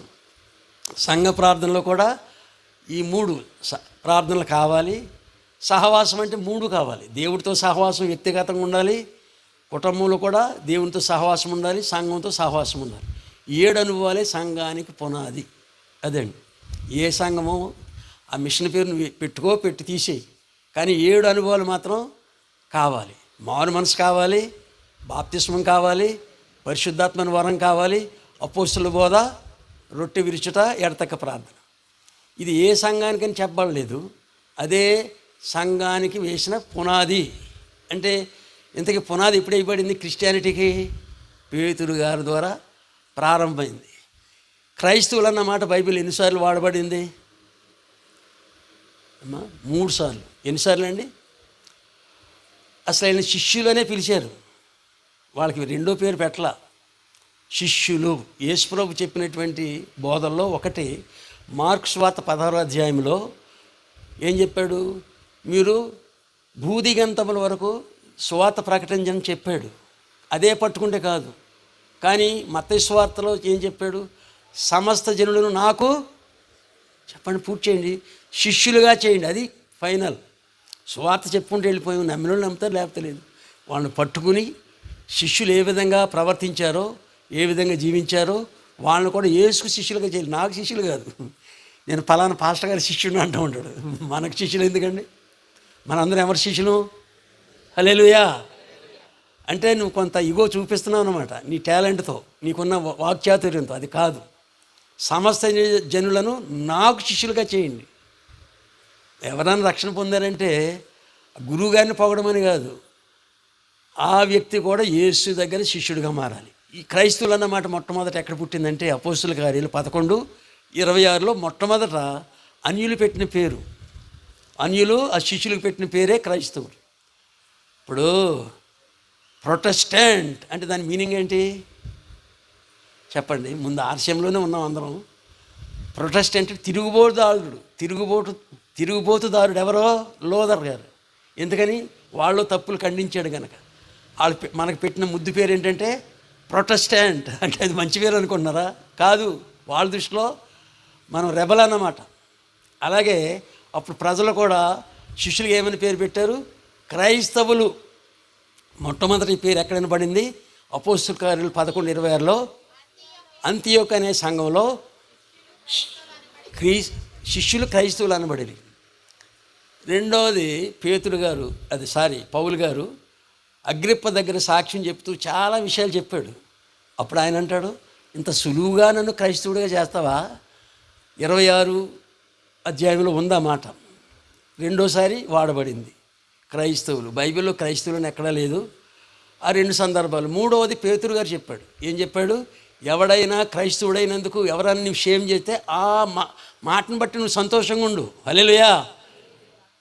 ఆడ ఏ పేరుతో క్రిస్టియన్స్ అన్నారు. కొంతమంది గిట్టగా ఏమంటారంటే క్రిస్టియన్స్ అంటే కావాలని అంటారు, విక్రించుతుంది. కానివ్వండి, వాళ్ళ కర్మ వాళ్ళది అంతే. కర్మ అనకూడదు కానీ వాళ్ళ మైండ్ అంతేక. మన ఎవరు అలా పిలిచినా క్రైస్తవులు అంటే క్రీస్తుని ధరించుకున్నాం. ఇది మన పౌలు గారు మళ్ళీ దీని డెఫినేషన్ మార్చాడు. క్రీస్తు యేసుని ధరించుకున్నాం మనం, కాబట్టి మనం క్రైస్తవులు అనటానికి యోగ్యులమే. మరి దీన్ని ఒక మతంగా ఎందుకు చేర్చారు? యేసుప్రభు మతాన్ని స్థాపించడానికి రాలేదుగా. మనకు కూడా ఏదో ఒక మతం కావాలి కాబట్టి ప్రజలు క్రిస్టియన్ రిలీజియన్గా మార్చారు దీన్ని. అసలు మతం అంటే ఏంటి? మతం అంటే మత్స్యోద్భవ, మతిలోంచి పుట్టిందే మతం. నా మైండ్లో ఒకటి ఉంటుంది, నా భార్య మైండ్లో ఒకటి ఉంటుంది. అది ఎవరి మతిని బట్టి వాళ్ళు ప్రవర్తిస్తూ ఉంటారు. ఈ రకరకాల మెంటాలిటీస్ ఉన్నాయి కనుక రకరకాల మతాలు వచ్చినాయి. మనకి క్రైస్తవులైన ఒక మతాన్ని చేర్చారు. కానీ నేనే మార్గం అన్న యేసు మార్గమే మనకు కావాలి. హల్లెలూయా. సరే అండి, ఇక్కడ ఎక్కడాగా మనం మారు మనసు దగ్గర ప్రొద్దుటాగాం. ఇక్కడ రెండో ప్రశ్న ఏంటంటే సంపూర్ణ మగుటకు సాగిపోదుము. సంపూర్ణత అంటే క్రీస్తునకు కలిగిన సంపూర్ణత. నీ ముందు పెట్టుకోవాల్సిన టార్గెట్ ఎవరో? యేసుక్రీస్తే. నన్ను పెట్టుకుంటే నాలో కొన్ని లోపాలు కనపడవచ్చు, నువ్వు వెనక్కి వెళ్ళిపోవచ్చు. అలా వద్దు. అంటే అలాగని నేను లోపాలని చెప్పట్లేదు. మన టార్గెట్ నేను యేసులాగా నడవాలి. నేను యేసుని వెంబడింతునని నేడేగా నిశ్చయించింది. చాలా పాటలు ఉన్నాయి. యేసునే మన మాదిరిగా పెట్టుకున్నప్పుడు, ప్రతిరోజు మనం పరిశీలించుకున్నప్పుడు, మన లోపాలన్నీ మార్చబడ్డప్పుడు, అలాగా మారిన వ్యక్తులు ఉన్నారా లేరా? ఉన్నారు. ఎవరో స్టెఫను, ఆయన పరిశుద్ధాత్మతో నింపబడిన తర్వాత మా అపోస్తుల కార్యాల్లో ఆయన రాళ్లతో కొట్టేస్తున్నారు, చాలా ఘోరంగా హింసిస్తున్నారు. తండ్రి ఈ నేరం వీరి మీద మోపొద్దు అంటే యేసుప్రభులా పలికాడా లేదా చెప్పండి. తర్వాత అపోస్తులందరూ మార్టైన్స్ అంటే హతసాక్షులు అయ్యారు. వాళ్ళు చివరి వరకు యేసును ప్రకటించారు, యేసులాగా జీవించారు. ఒక యోహాను గారు తప్ప అందరూ హతసాక్షులు అయ్యారు. తోమా గారు భారతదేశంలో సంచప్పుడు మీకు చరిత్ర తెలుసు. కాబట్టి క్రీస్తు కలిగిన సంపూర్ణత మనం కూడా కలిగి ఉండటమే మన నెక్స్ట్ స్టెప్. మారు మనసు పొందాక రెండో స్టెప్ ఏంటంటే క్రీస్తును కలిగిన సంపూర్ణత ఆయన కలిగి ఉండాలి. ఇది పెద్ద అమ్మో అనొద్దు, ఎందుకంటే సులువు. మనం నడవలేనప్పుడు నడిపించే యేసయ్య మనకున్నాడు. హల్లెలూయా. దాటలేనప్పుడు దాటించే, ఎక్కడైతే ఓడిపోతున్నామో అక్కడ జయమిచ్చే దేవుడు. అయ్యా, నాకు ఒక ఉదాహరణ చెప్పాలి కదా. నాకు ఒక బలహీనత ఏంటంటే నేను 85 వరకు దేవుడిని నమ్మల. Christian family. అబ్రాం గారు మా తాత, మా నాన్నగారి పేరు ఇస్సాకు, మా తమ్ముడి పేరు యాకోబు. అంటే క్రిస్టియన్సం కాదా? ఆయన చిన్నప్పుడు చెప్పాడు యాకోబు యాసవ్ చెప్పేటప్పుడు నేను యాసవ్ అయిపోతానేమో అనుకునేవాడిని. తెలియ అంత భయం ఉంచింది. కానీ దేవుని మహాకృపను బట్టి సమస్యలు ఎదురైనప్పుడు నాస్తికుడిగా మారిపోయింది. దేవుడు ఉంటే ఆత్మహత్యలేంటి, రేపులేంటి, నాకెందుకు మా అమ్మ చచ్చిపోవాలి, వీటికి ప్రశ్న ఎవరు చెప్తారు? చెప్పేంత ఓపు కూడా అప్పుడు ఎవరికి లేదు. కాబట్టి క్రమక్రమంగా నాస్తికత్వానికి వెళ్ళాను. నక్సలిజాన్ని కూడా ప్రేమించాను, దాంట్లో చేరకపోయినా. అదే సరైన పరిష్కారం అని అనుకున్నా. కానీ తర్వాత నా భార్య రక్షణ పొంది 2 సంవత్సరాలు నా కొరకు కన్నీటి ప్రార్థన చేసిన తర్వాత, నాకు చెప్పలేదు ఆవిడ నువ్వు మారు గుడికెళ్ళని చెప్పలా, నా కొరకు ప్రార్థన చేస్తే దేవుడు నన్ను దేవునిలోకి నడిపించుకున్నాడు. హల్లెలూయా. కానీ ఇప్పుడు భర్తలు రక్షణ పొందాలంటే అయ్యగారు సాక్షి వాక్యం ఎంతసేపు చెప్పినా సుఖం ఉండదని చెప్తున్నానండి అమ్మ సిస్టర్స్. ఎందుకని? పేతురు గారు ఏం చెప్పాడు? మీరు వాక్యం లేకుండానే మీ భర్తలను మార్చుకోవచ్చు మీ పవిత్రమైన ప్రవర్తన ద్వారా. గయ్యాళ్ళలాగా ఉన్నావు, యేసుప్రభు నమ్మక అదే గయ్యాడుకుంటే ఎలా నమ్ముతాడు? అదే అబద్ధాలు ఆడితే ఎలా నమ్ముతాడు? డబ్బులు దాచేసి మా అమ్మోళ్ళు పెట్టారంటే ఎలా నమ్ముతాడు? ఇవన్నీ సిస్టర్స్ చేస్తూ ఉంటారు కదా. యథార్థత ఏది? నా భార్య చాలా మారింది, ప్రతిదీ యథార్థంగా ఉందనుకోండి, అతని హృదయం మారిపోద్ది. నిజంగా యేసుప్రభు నమ్మిన వాళ్ళు ఎలా ఉంటారా ఆలోచిస్తాడు. మగవాళ్ళకి తెలివితేటలు ఎక్కువ, ఎందుకంటే లోక జ్ఞానం తెలుసు కాబట్టి. అర్థమైందండి. ఆడవాళ్ళకి ఏంటంటే ఎక్కువ యేసుప్రభుని ఆడవాళ్ళు ఎందుకు నమ్ముతున్నారు? ఇన్నోసెంట్స్. వాళ్ళ కపటం లేకుండా నమ్ముతారు. మగోళ్ళకి ప్రశ్నలు ఎక్కువ వస్తాయి. ఆ ప్రశ్నలకి ఫుల్ స్టాప్ నువ్వే పెట్టాలి. నీ మాటలో ప్రవర్తనలో నీ భర్త నిన్ను అనుమానించుకోకుండా నమ్మిన రోజున నువ్వు గొప్పదానివి, అతను కూడా మారుతాడు. ఎటువంటి వాక్యము లేకుండానే వారిని రాబట్టవచ్చు అని చెప్పాడు. ఎవరో పేతురు గారు, అది 3వ అధ్యాయం, 1 పేతురు 3వ అధ్యాయంలో. కాబట్టి ఈ యొక్క ముందుకెళ్ళటానికి ప్రయత్నం చేసిన నీ కుటుంబాన్ని రక్షించుకో. సంపూర్ణత అంటే నువ్వు సంపూర్ణతలోకి వచ్చావు. నెక్స్ట్ ఎవరో నీ భర్త, నీ పిల్లలు. ఇప్పుడు ఊరంతా నేను వాక్యం చెప్పేసి ఇంటికి వెళ్ళాక ఎవరి దారినాలు ఉంటే ఏమన్నా యూజ్ ఉందండి? యెహోషువ గారు ఏం చెప్పాడు? నేను నా ఇంటివారి గురించి సాక్ష్యం చెప్పాడు. అది గుర్తుపెట్టుకోండి. దీని మీద ఒక మంచి పాట రాశాడు స్టీవెన్సన్ గారు. ఆ బుక్స్ ఒక 22 ఉన్నాయి. తర్వాత మరి మర్చిపోవద్దండి, అవి ఇవ్వండి. అవి ఒక 1000 కాపీలు ప్రింట్ చేయించాను. 1,00,000 అయింది. కానీ ఈరోజు మాత్రం మీకు ఫ్రీగానే ఇస్తాను. యోన గారు రాత్రి ఇద్దామన్నారు. సో దాన్ని లోపల తెప్పించి పెట్టాం. రెండోది యేసుని అడుగుజాడలు, చాలా చిన్న సాక్ష్యం అమ్మగారిది. ఆవిడ 25 సంవత్సరాలు సేవ పూర్తయినప్పుడు రాసిన బుక్ అది, ఫ్రీగానే. మొదటి ఎడిషన్ అయిపోయింది. నేను దాన్ని ఆవిడ చనిపోయే వరకు మిగతాది కంటిన్యూ చేద్దాం అనుకున్నాను. ఎందుకని దేవుని చిత్తం వల్ల అదే ఇస్తే అది చాలామందికి ఇన్స్పిరేషన్ అని నేను భావిస్తున్నాను. అంతే. దేవుడి మాట ఎలా ఉంటుంది, ఎలా చేస్తారని అవి కూడా 22 తెచ్చారు. మీరు చదివి పక్కోళ్ళకి పాస్ చేయండి మీకు నచ్చితే. ఎందుకంటే ఇది నేను మర్చిపోతాను కానీ చెప్తాను. ఇంతకీ మన భర్తలకి మనమే మాదిరి కావాలని కదా చెప్పింది. భర్తలను రాబట్టవచ్చు అని చెప్పాడు కదా. అనుభవం చెప్పాడా లేకుండా చెప్పాడైనా?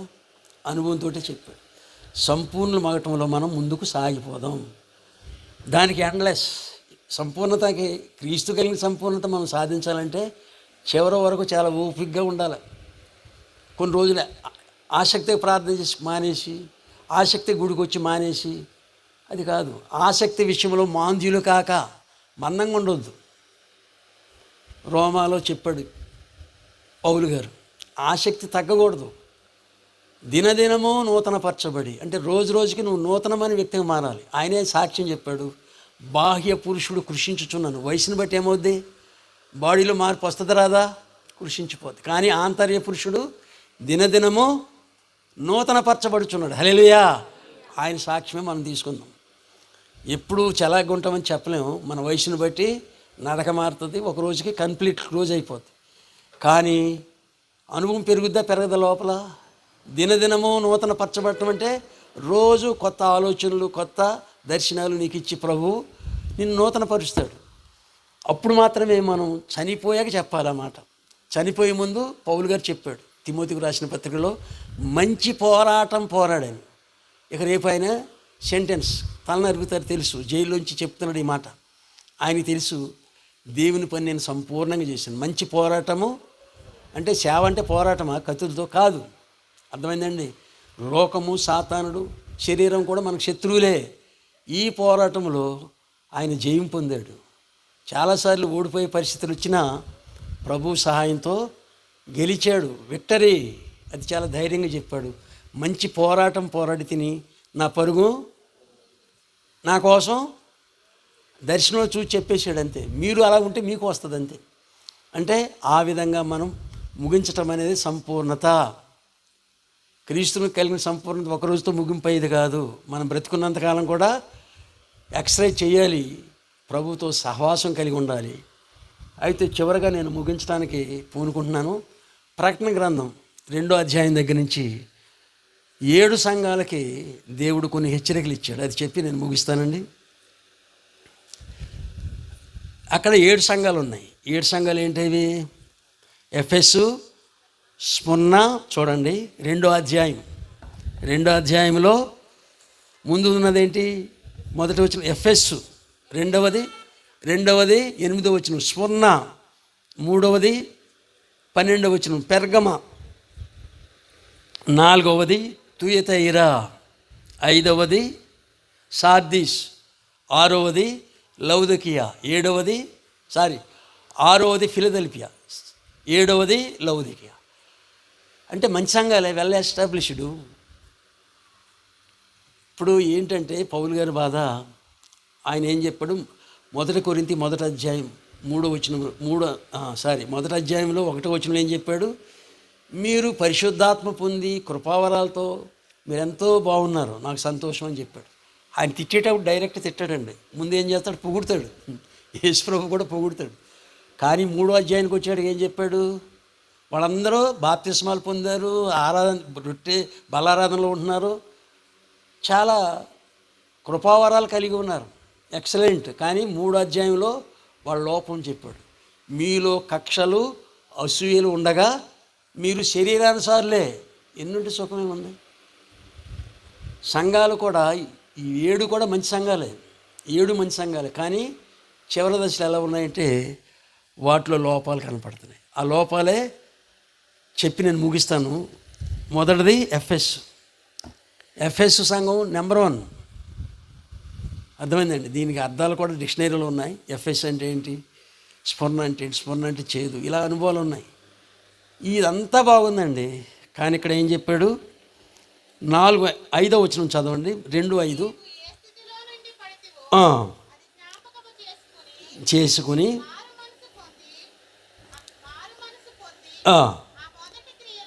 ఆ మొదటి క్రియలను చేయము, అట్లు చేసి. అదండి, మరలా వాళ్ళకి ఒకసారి మారు మనసు పొందారు, బాప్తిసం పొందారు, ఆత్మతో నింపడ్డారు, గొప్పోలే సంఘం. కానీ క్రమక్రమంగా దిగజారిపోయారు. ఇప్పుడు మన సంఘం ఫిలదెల్ఫియా అంటే దేవుని ప్రేమ. ఈ సంఘం పేరు ఏంటమ్మా? అమ్మా, క్రీస్తు ప్రేమ అంటే ఇంచుమించు ఫిలదెల్ఫియా, అంతేనా? యేసు ప్రేమ అంటే ఫిలదెల్ఫియా. అంటే పేర్లు మనం గొప్పగానే పెట్టుకున్నాం. షాలేం అంటే సమాధానం. ఎవరన్నా చెడ్డ పేరు పెట్టుకుంటారా? పెట్టుకోరు కదా. ఎఫ్ఎస్ మంచి సంఘమే, ముందు మెచ్చుకున్నాడు. అబ్బో నువ్వు చాలా గొప్ప సంఘం మీదని మెచ్చుకున్నాడు. కానీ 5వ వచనం దగ్గర ఏం చెప్పాడు? ఏ స్థితిలోంచి నువ్వు పడితే అంటే పడిపోయారు, వాళ్ళకి తెలియట్లా. నా తప్పు నాకు తెలియట్లా, నేను బాగా చెప్తున్నాను అనుకోవచ్చు. కానీ దేవుడు తన ఆత్మ ద్వారా హెచ్చరిస్తున్నాడు. ఏ స్థితిలో పడితేవో అది జ్ఞాపకము చేసుకుని మారు మనసు, మరలా మొదటి స్థితికి చెప్పాడు. సంఘానికి మారు మనసు కావాలండి, పొందే కదా ఆల్రెడీ, ముందుకు వచ్చేసాం చాలా. కానీ ఎక్కడో పడిపోతున్నాం. కాబట్టి మరలా నువ్వు మారు మనసు పొందితేనే సరి, లేని ఎడల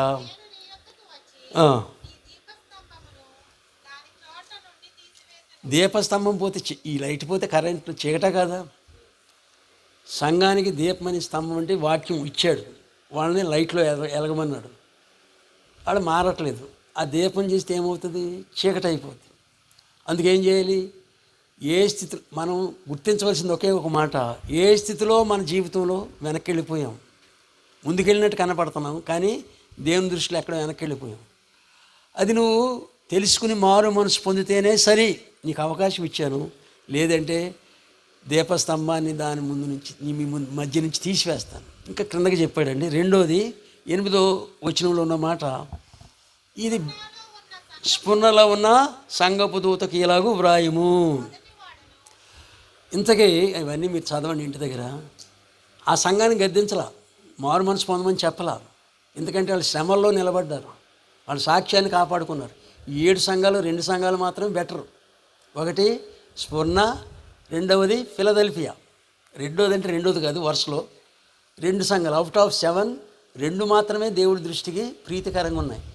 మన సంఘాన్ని చూసినప్పుడు మనం ఆయన సంతోషపెట్టేవారుగా మంచి సాక్ష్యాన్ని కలిగి ఉంటే మన బట్టి సంతోషిస్తాడు ఆయన. అదర్వైజ్ ఆయన ఖండిస్తాడు.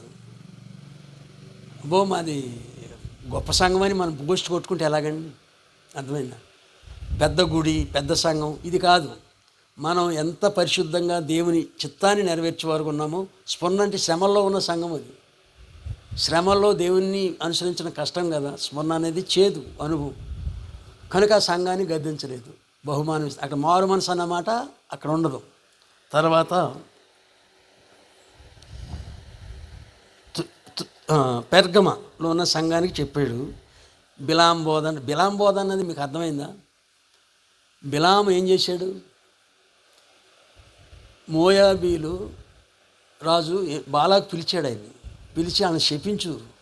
బిలాము అన్యప్రవక్త అయినా కూడా ఆయన నోట దేవుడు మాట ఉంచాడు. అదేదంటే జరిగిపోద్ది. అది తెలుసుకుని అమ్మో ఇశ్రాయేలు జయించడం కష్టం కాబట్టి బిలాము వచ్చి శపించమంటే ఆయన శపించలా. దేవుడు ఆయన నోట ఉంచిన మాటే పలికాడు. కానీ వెళ్తా ఒక మిస్చీఫ్ చేశాడు, ఆయన తప్పు చేశాడు. ఏంటంటే వీళ్ళు ఇలాగ నాశనం గారు కాబట్టి ఆయన ఏం చేయాలి, విగ్రహాలకు బలిచ్చేది వ్యభిచారం రెండూ చేయించు అని ఎవరికి బాలాకు చెప్పేసి వెళ్ళిపోయాడు. అంతే.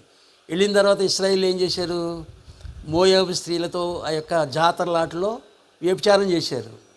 రెండవది విగ్రహాలు బలిచ్చి వాటిని తిన్నారు, వ్యభిచారం చేశారు. అంటే బిలాం బోధ అంటే అది డైరెక్ట్ కాకుండా ఇండైరెక్ట్గా ఇశ్రాయేల్కి నష్టం కలిగించాడు. అటువంటి బోధ సంఘంలో ఉందా? ఆ మాటలు తీయగా ఉండొచ్చు, కానీ బిలాం బోధ జాగ్రత్త అని చెప్పాడు ఎవరికే పెర్గములో ఉన్న సంఘానికి. అంటే అన్నీ చెప్పట్లేదు, కొన్ని చెప్తున్నాను. అయితే 16వ వచనం ఏం చెప్పాడు వాళ్ళకి,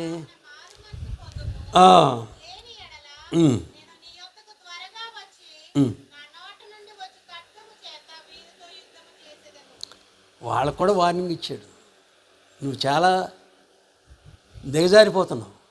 ఈ బిలాం బోధ ఉంది, అన్నీ ఉన్నాయి, కానీ మంచి సంఘం చూడటానికి ఎలా కనపడుతుంది, మంచి సంఘం కనపడుతుంది లోకంలో. కానీ నేను త్వరగా వచ్చి నా నోట నుంచి ఖడ్గముతో అంటే మాటలతో వాళ్ళని నాశనం చేస్తాను. చాలండి. తర్వాత సంఘం ఏది, తుయతైరా చూడండి 18వ వచనం. తుయతైరా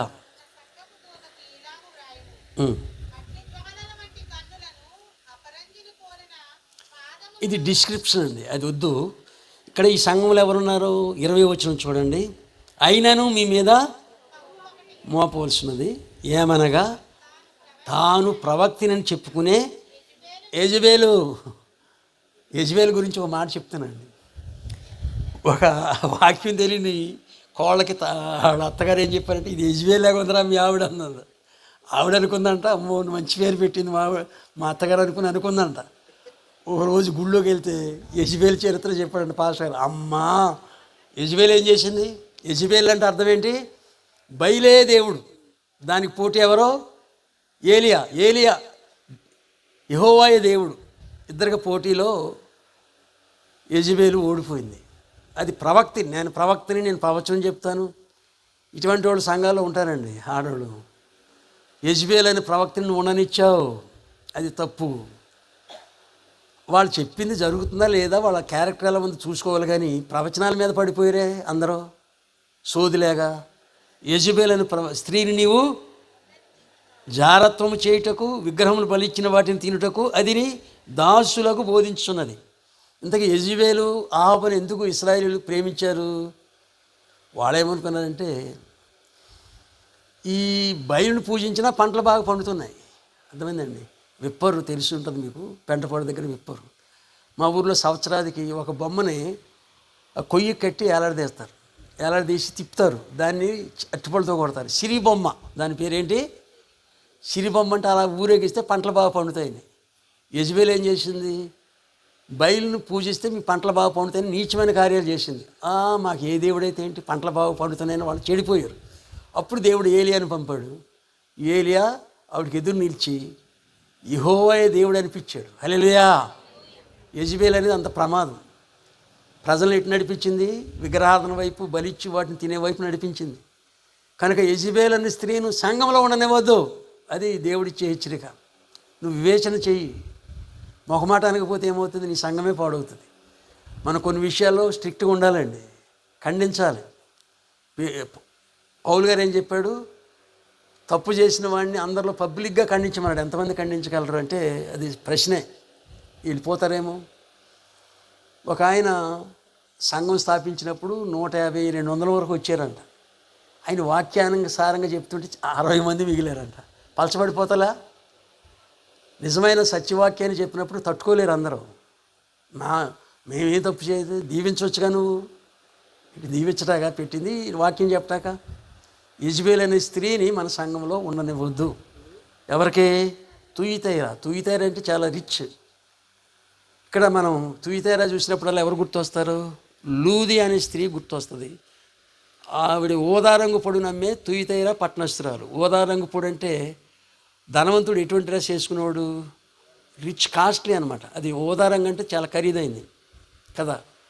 అటువంటి గొప్ప సంఘంలో ఏ స్త్రీ ఉంది, యెజబేలు అనే స్త్రీ ఉంది.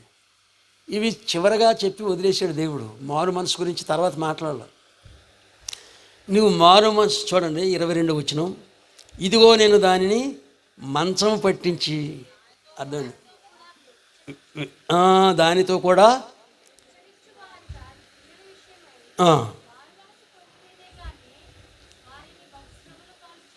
చేతును. అటువంటి దేవుడు విగ్రహారాధన వ్యభిచారంతో పోల్చాడండి. వ్యభిచారం అంటే యెజబెల్తో అందరూ వ్యభిచారం చేస్తున్నారు కాదు, దాని కార్యాల్లో పాలు పొంది నువ్వు వ్యభిచరిస్తే మంచం ఎక్కిచ్చేస్తాను. వదలడండి దేవుడు.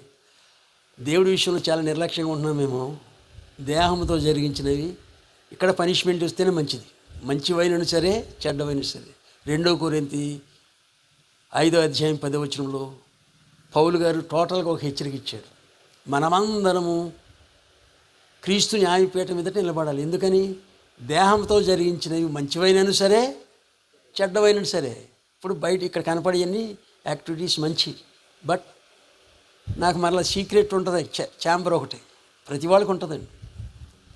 మనలో 2 మనుషులు ఉంటారు. ఆ సీక్రెట్లో మనం ఇటు దేవుడి వాక్యము కొనసాగించి అది చేసే పరిస్థితి ఉంది కనుక జాగ్రత్త అని చెప్పాడు ఆయన.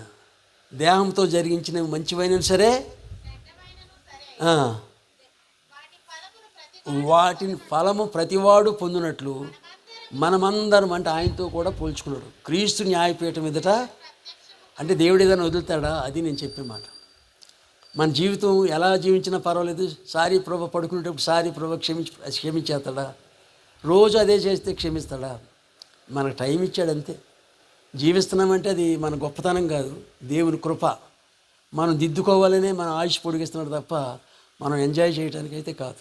ఇక్కడ ఏమన్నాడు? మారు మనసు పొందితేనే సరే. యెజబెల్ ఉంచావు కానీ నువ్వు మారు మనసు పొందు, అటువంటి వాళ్ళని ఒమిట్ చేయి. మారు మనసు పొందితేనే సరే, లేకుంటే ఏం చేస్తాడు ఆయన? శ్రమల పాలు చేతును. ఇంకా కింద చాలా హెచ్చరికలు ఉన్నాయి. ఇది ఏది సంఘం అండి? ఇది తుయతైరా. చెప్పండి ఎన్నైనా? తుయతైరా. తర్వాత సంఘం పేరు సార్దీస్. ఇక్కడ కూడా కొన్ని లోపాలు ఉన్నాయి. నేను చెప్పాను కదా, 7 సంఘాలు 2 మాత్రమే పర్ఫెక్ట్. ఏం చెప్పాడు? జాగరూకుడు ఉండు. ఏమనుకుంటుందంటే వాళ్ళు, నేను జీవిస్తున్నాను ఏమో, ఉద్యమంగా ఉన్నాను, మా పాటల్లో ఉద్యమం, ప్రసంగంలో ఉద్యమం అంటే నో, అది కాదు. ఉద్యమం అనేది నువ్వు అనుకున్నట్టు కాదు. దేవుడు నిన్ను ఉద్యమింపచేయాలి. 2 ఎముకలను కూడా సైన్యంగా చేయగల దేవుడు, తన ఆత్మ ద్వారా చేసే దేవుడు. మనం అనుకుంటే కుదరదు. నువ్వేమైనా జీవించున్న పేరు మాత్రము ఉన్నది కానీ నీవు ఆయన దృష్టిలో మృతులు. ఆయన దృష్టిలో మృతులు ఎవరు? ఒక వ్యక్తి యేసు ప్రభువుని వెంబడించడానికి వచ్చాడు. ఆయన ఒక రిక్వెస్ట్ ఏంటి? మా నాన్నగారిని సమాధి చేసి రావాలి. అది చదివోడికి ఏమనిపిస్తుంది? యేసు ప్రభు ఇంత కఠినాత్ముడు అంటాడు. ఆయన ఒక మాట చెప్పాడు, మృతులు తమ మృతుల్ని పాతి పెట్టుకుంటారు. మృతులంటే ఎవరో? రక్షణ పొందిన వారు యేసే దృష్టిలో మృతులే. వాళ్ళు జీవించామనుకున్నారు కానీ కాదు. కాబట్టి ఈ సంఘం ఏమనుకుంటుంది? మేము ఉద్యమం ఉన్నాం కానీ నువ్వు మృతుడివే. ఏం చెప్పాడండి? నీవు మృతుడివే. కాబట్టి వాళ్ళకు కూడా ఏం కావాలా? ఏం కావాలండి? 3వ వచనం చూడండి. నీవెలాగూ ఉపదేశం పొందితివో, ఎలాగూ వింటివో జ్ఞాపకము చేసుకుని దానిని గైకొనుచు. ఒక అవకాశం ఇస్తున్నాడండి అందరికీ ఒకేసారి. ఇప్పుడు గొప్పతనం మనం దేవుడిది గ్రహిస్తే నాకు ఆశ్చర్యం కలిగించింది ఏంటంటే, ఆబు క్రూడైన రాజా కాదా చెప్పాలి, కానీ ఏలియా గారు ఇచ్చిన వార్నింగ్కి గోని పట్ట కట్టుకుని ఉపవాసం ఉన్నాడు. అప్పుడు దేవుడు అది కూడా విన్నాడు. విని ఆ పనిష్మెంట్ని ఎక్స్టెండ్ చేశాడు. తప్పించలేదు కానీ, అంటే దానికి కూడా వాల్యూ ఇచ్చాడు. అంటే మనం ఎన్ని తప్పులు చేసినా ఒక సమయం ఇస్తున్నాడు, గుర్తుపెట్టుకోండి. మారు మనసు పొందితేనే సరే. ఇక్కడ 3వ వచనంలో జాగరూకుడువై, అంటే నువ్వు మెలకుగుండు. పాపం అనే నిద్రలో పడిపోతున్నావు. జాగరూకుడు అంటే మెలకుగుండు చేసి నీ మీదకు వచ్చేదనో తెలియదు కనుక నీ వస్త్రాల్ని, అంటే నీ క్రియల్ని సరి చేసుకుని నువ్వు మారు మనసు పొంది ఆయన ఎదుట నిలబడు. అంటే ఒక అవకాశం ఇస్తున్నాడు అంతే. ఎన్ని అయినాయండి? 5 అయినాయి. ఫిలదెల్ఫియా అక్కడ 7వ వచనం చూడండి. ఎన్ని? 3:7. ఫిలదెల్ఫియాలో ఉన్న ఇలాగూ వ్రాయము. ఈ సంఘంలో ఏమి కనపడము మనకి. చూడండి అంత పెర్ఫెక్ట్గా ఉన్నారు, శోధనలు జయించారు. అప్పుడు మెచ్చుకోవాలా వద్దా? మెచ్చుకున్నాడు దేవుడు. ఫిలదెల్ఫియా అంటే దేవుని ప్రేమ, ఆ ప్రేమ కలిగి ఉన్న సంఘం అది. సో దాని మీద మారు మనసు పొందాలి, నువ్వు మారాలని చెప్పలా, ముగిచ్చేశాడు. అయితే అసలైంది 7 సంఘాలు కూడా 7 యుగాలకు సూచన అని చెప్తారు. లాస్ట్ అది ఏంటది? లవొదికయ. చాలా చాలా డేంజర్ ఇది. మొత్తం సంఘాలన్నింటిలో డేంజర్ ఇదే. ఇది ఏమనుకుంటున్నారు వాళ్ళు? చెప్పండి, ఏమనుకుంటున్నారు?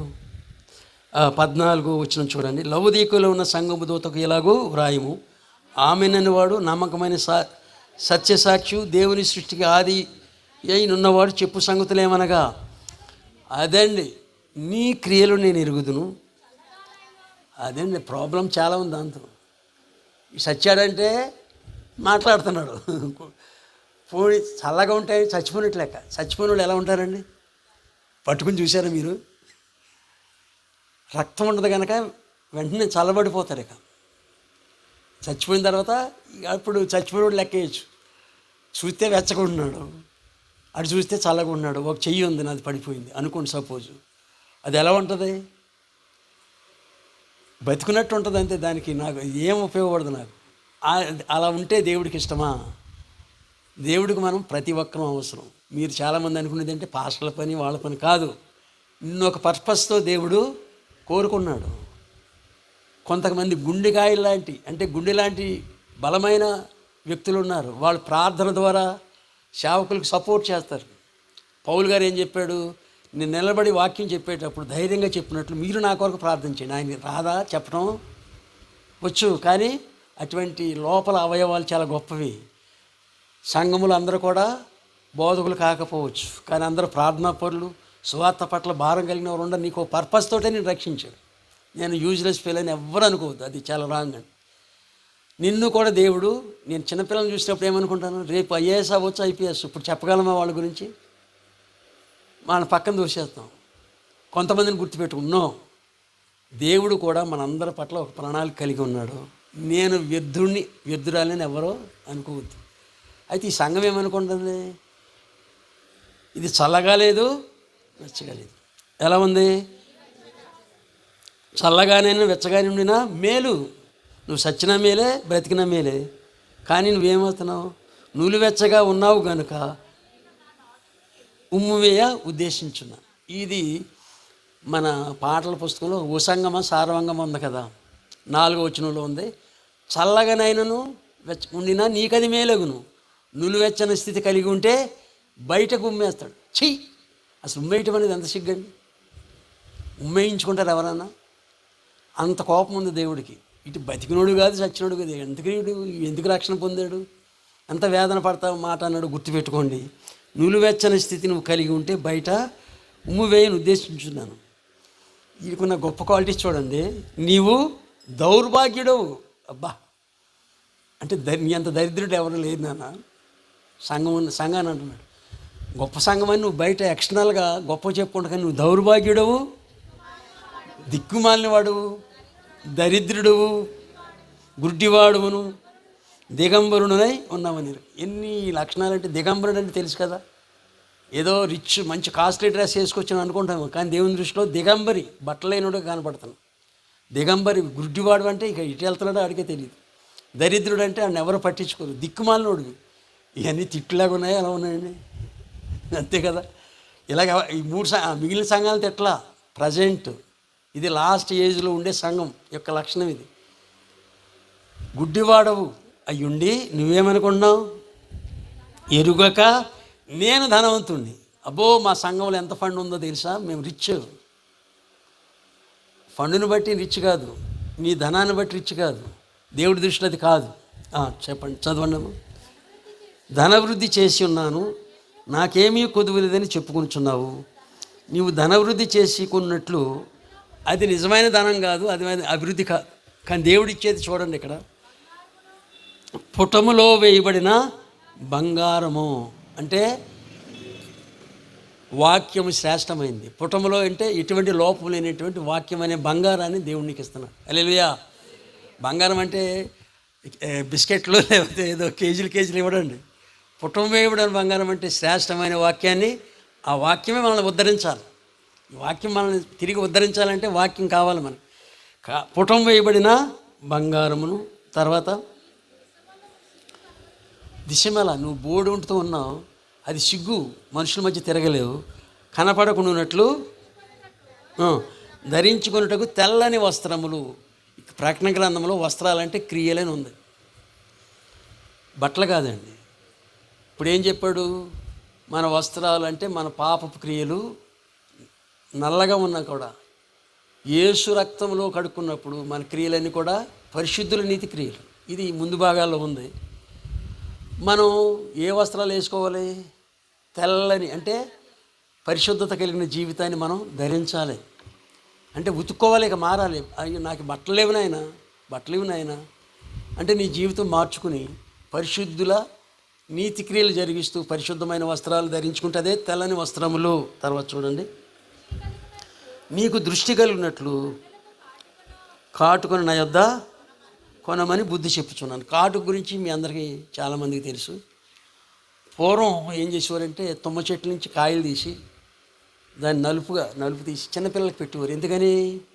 పొరల కట్టయి క్లియర్గా కనపడతాయి. ఇప్పుడు లేటెస్ట్గా హైటెక్స్ చాలా వచ్చి ఉంటాయి. అవి కళ్ళు పెద్దవి కనపడాలి, చిన్న కన్ను ఉంటుంది, దాని చుట్టూ కాటుకు పెడితే పెద్ద కన్నులే కనపడుతుంది. ఆ కాటుకు కాదు దేవుడు చెప్పేది, పరిశుద్ధాత్మనే కాటుక. మనం చూస్తున్నాం, ఏం కనపడదు. నా దగ్గర కొను, నేను ఇచ్చే కాటుక పరిశుద్ధాత్మ. హల్లెలూయా. అప్పుడు నీకు సరిగా కనపడతాయి, దేవుని దర్శనం కనపడుతుంది, వాక్యం అర్థమవుతుంది, అన్నీ తేటగా చూస్తావు. అటువంటి కాటుక నా దగ్గర కొను. అన్నీ ఆయన ఆఫర్ చేశాడు. బంగారం ఇస్తాను, వస్త్రాలు ఇస్తాను, కాటుక కూడా ఇస్తాను. అంటే చెడిపోయినటువంటి లౌకిక సంఘాన్ని కూడా దేవుడు బాగు చేయమని ఉద్దేశించాడు. మన సంఘాల గురించి ఆలోచించుకుందాం. ఇవి మనకు ముందు మోడల్గా పెట్టాడు. అర్థమైందండి. కనుక మన మారు మనసు దగ్గర ఆగిపోయాము.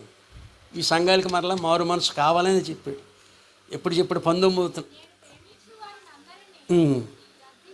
శిక్షించుచున్నాను గనుక నీవు ఆసక్తి కలిగి మారు మనసు పొందుము. ఇక్కడ ఒక మాట చేర్చాడండి.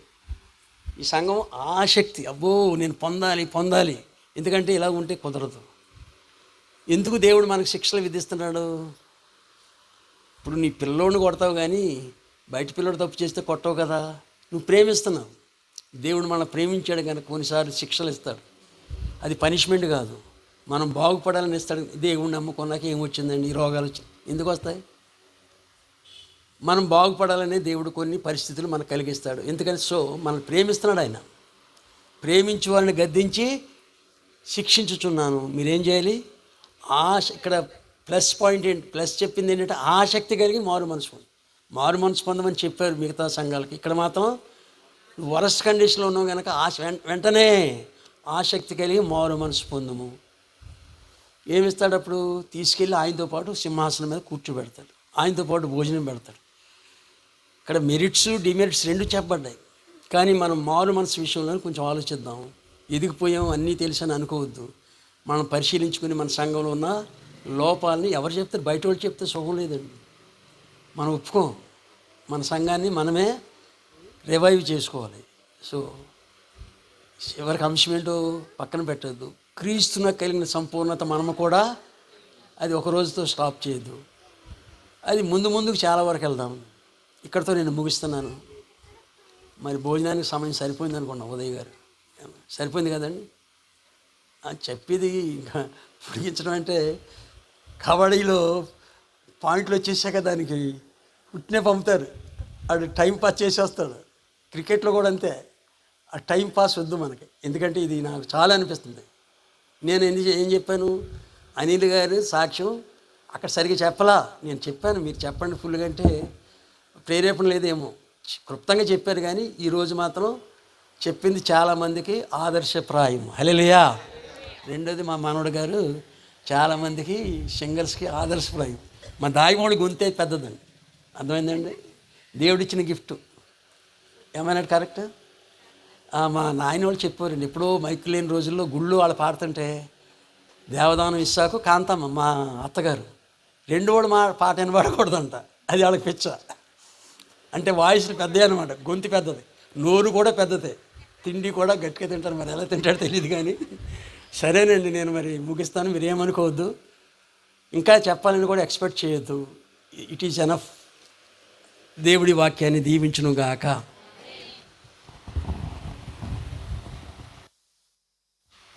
చివరగా నేను చెప్పే మాట, ఈ యొక్క అవకాశాన్ని కలిగించిన యోనా గారికి నా హృదయపూర్వకమైన వందనాలు, మేడం గారికి వందనాలు, వేదికను అలంకరించిన పెద్దలకు వందనాలు, అలాగే sound system, keyboard and pads చక్కగా వాయించారు, మీకు వందనాలు.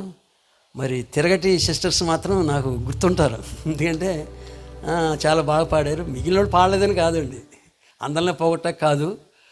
మరి ఈ అవకాశం వచ్చిందంటే నాకు రాత్రి ఇదే టైంలో నేను చాలా టెన్షన్లో ఉన్నాను. పెట్రోల్ బంకులో దొరకట్లా, కారులో మేము పెట్రోల్ ఫుల్గా లేదు. సత్యనారాయణ గారి నాతో వచ్చిన ఆయన డ్రైవర్ గారు ఏం చెప్పారంటే, మీరు కంగారు పడవద్దండి అన్నాడు. కంగారు లేకుండా ఎలా ఉంటుంది, వెళ్ళాలి కదా. తెల్లారు 5 గంటలకు లేచిన తర్వాత చిన్న ప్రార్థన చేశారు. ప్రభువా, నీ చిత్తం అయితే ఈ కూడికలు ఎలా జరగాలని పెట్టాడు ఎవరో యోనా గారు. దేవుని చిత్తం అయితే అంటే వర్షాలు రావచ్చు, ఏదైనా రావచ్చు, ఆగిపోవచ్చు కదా.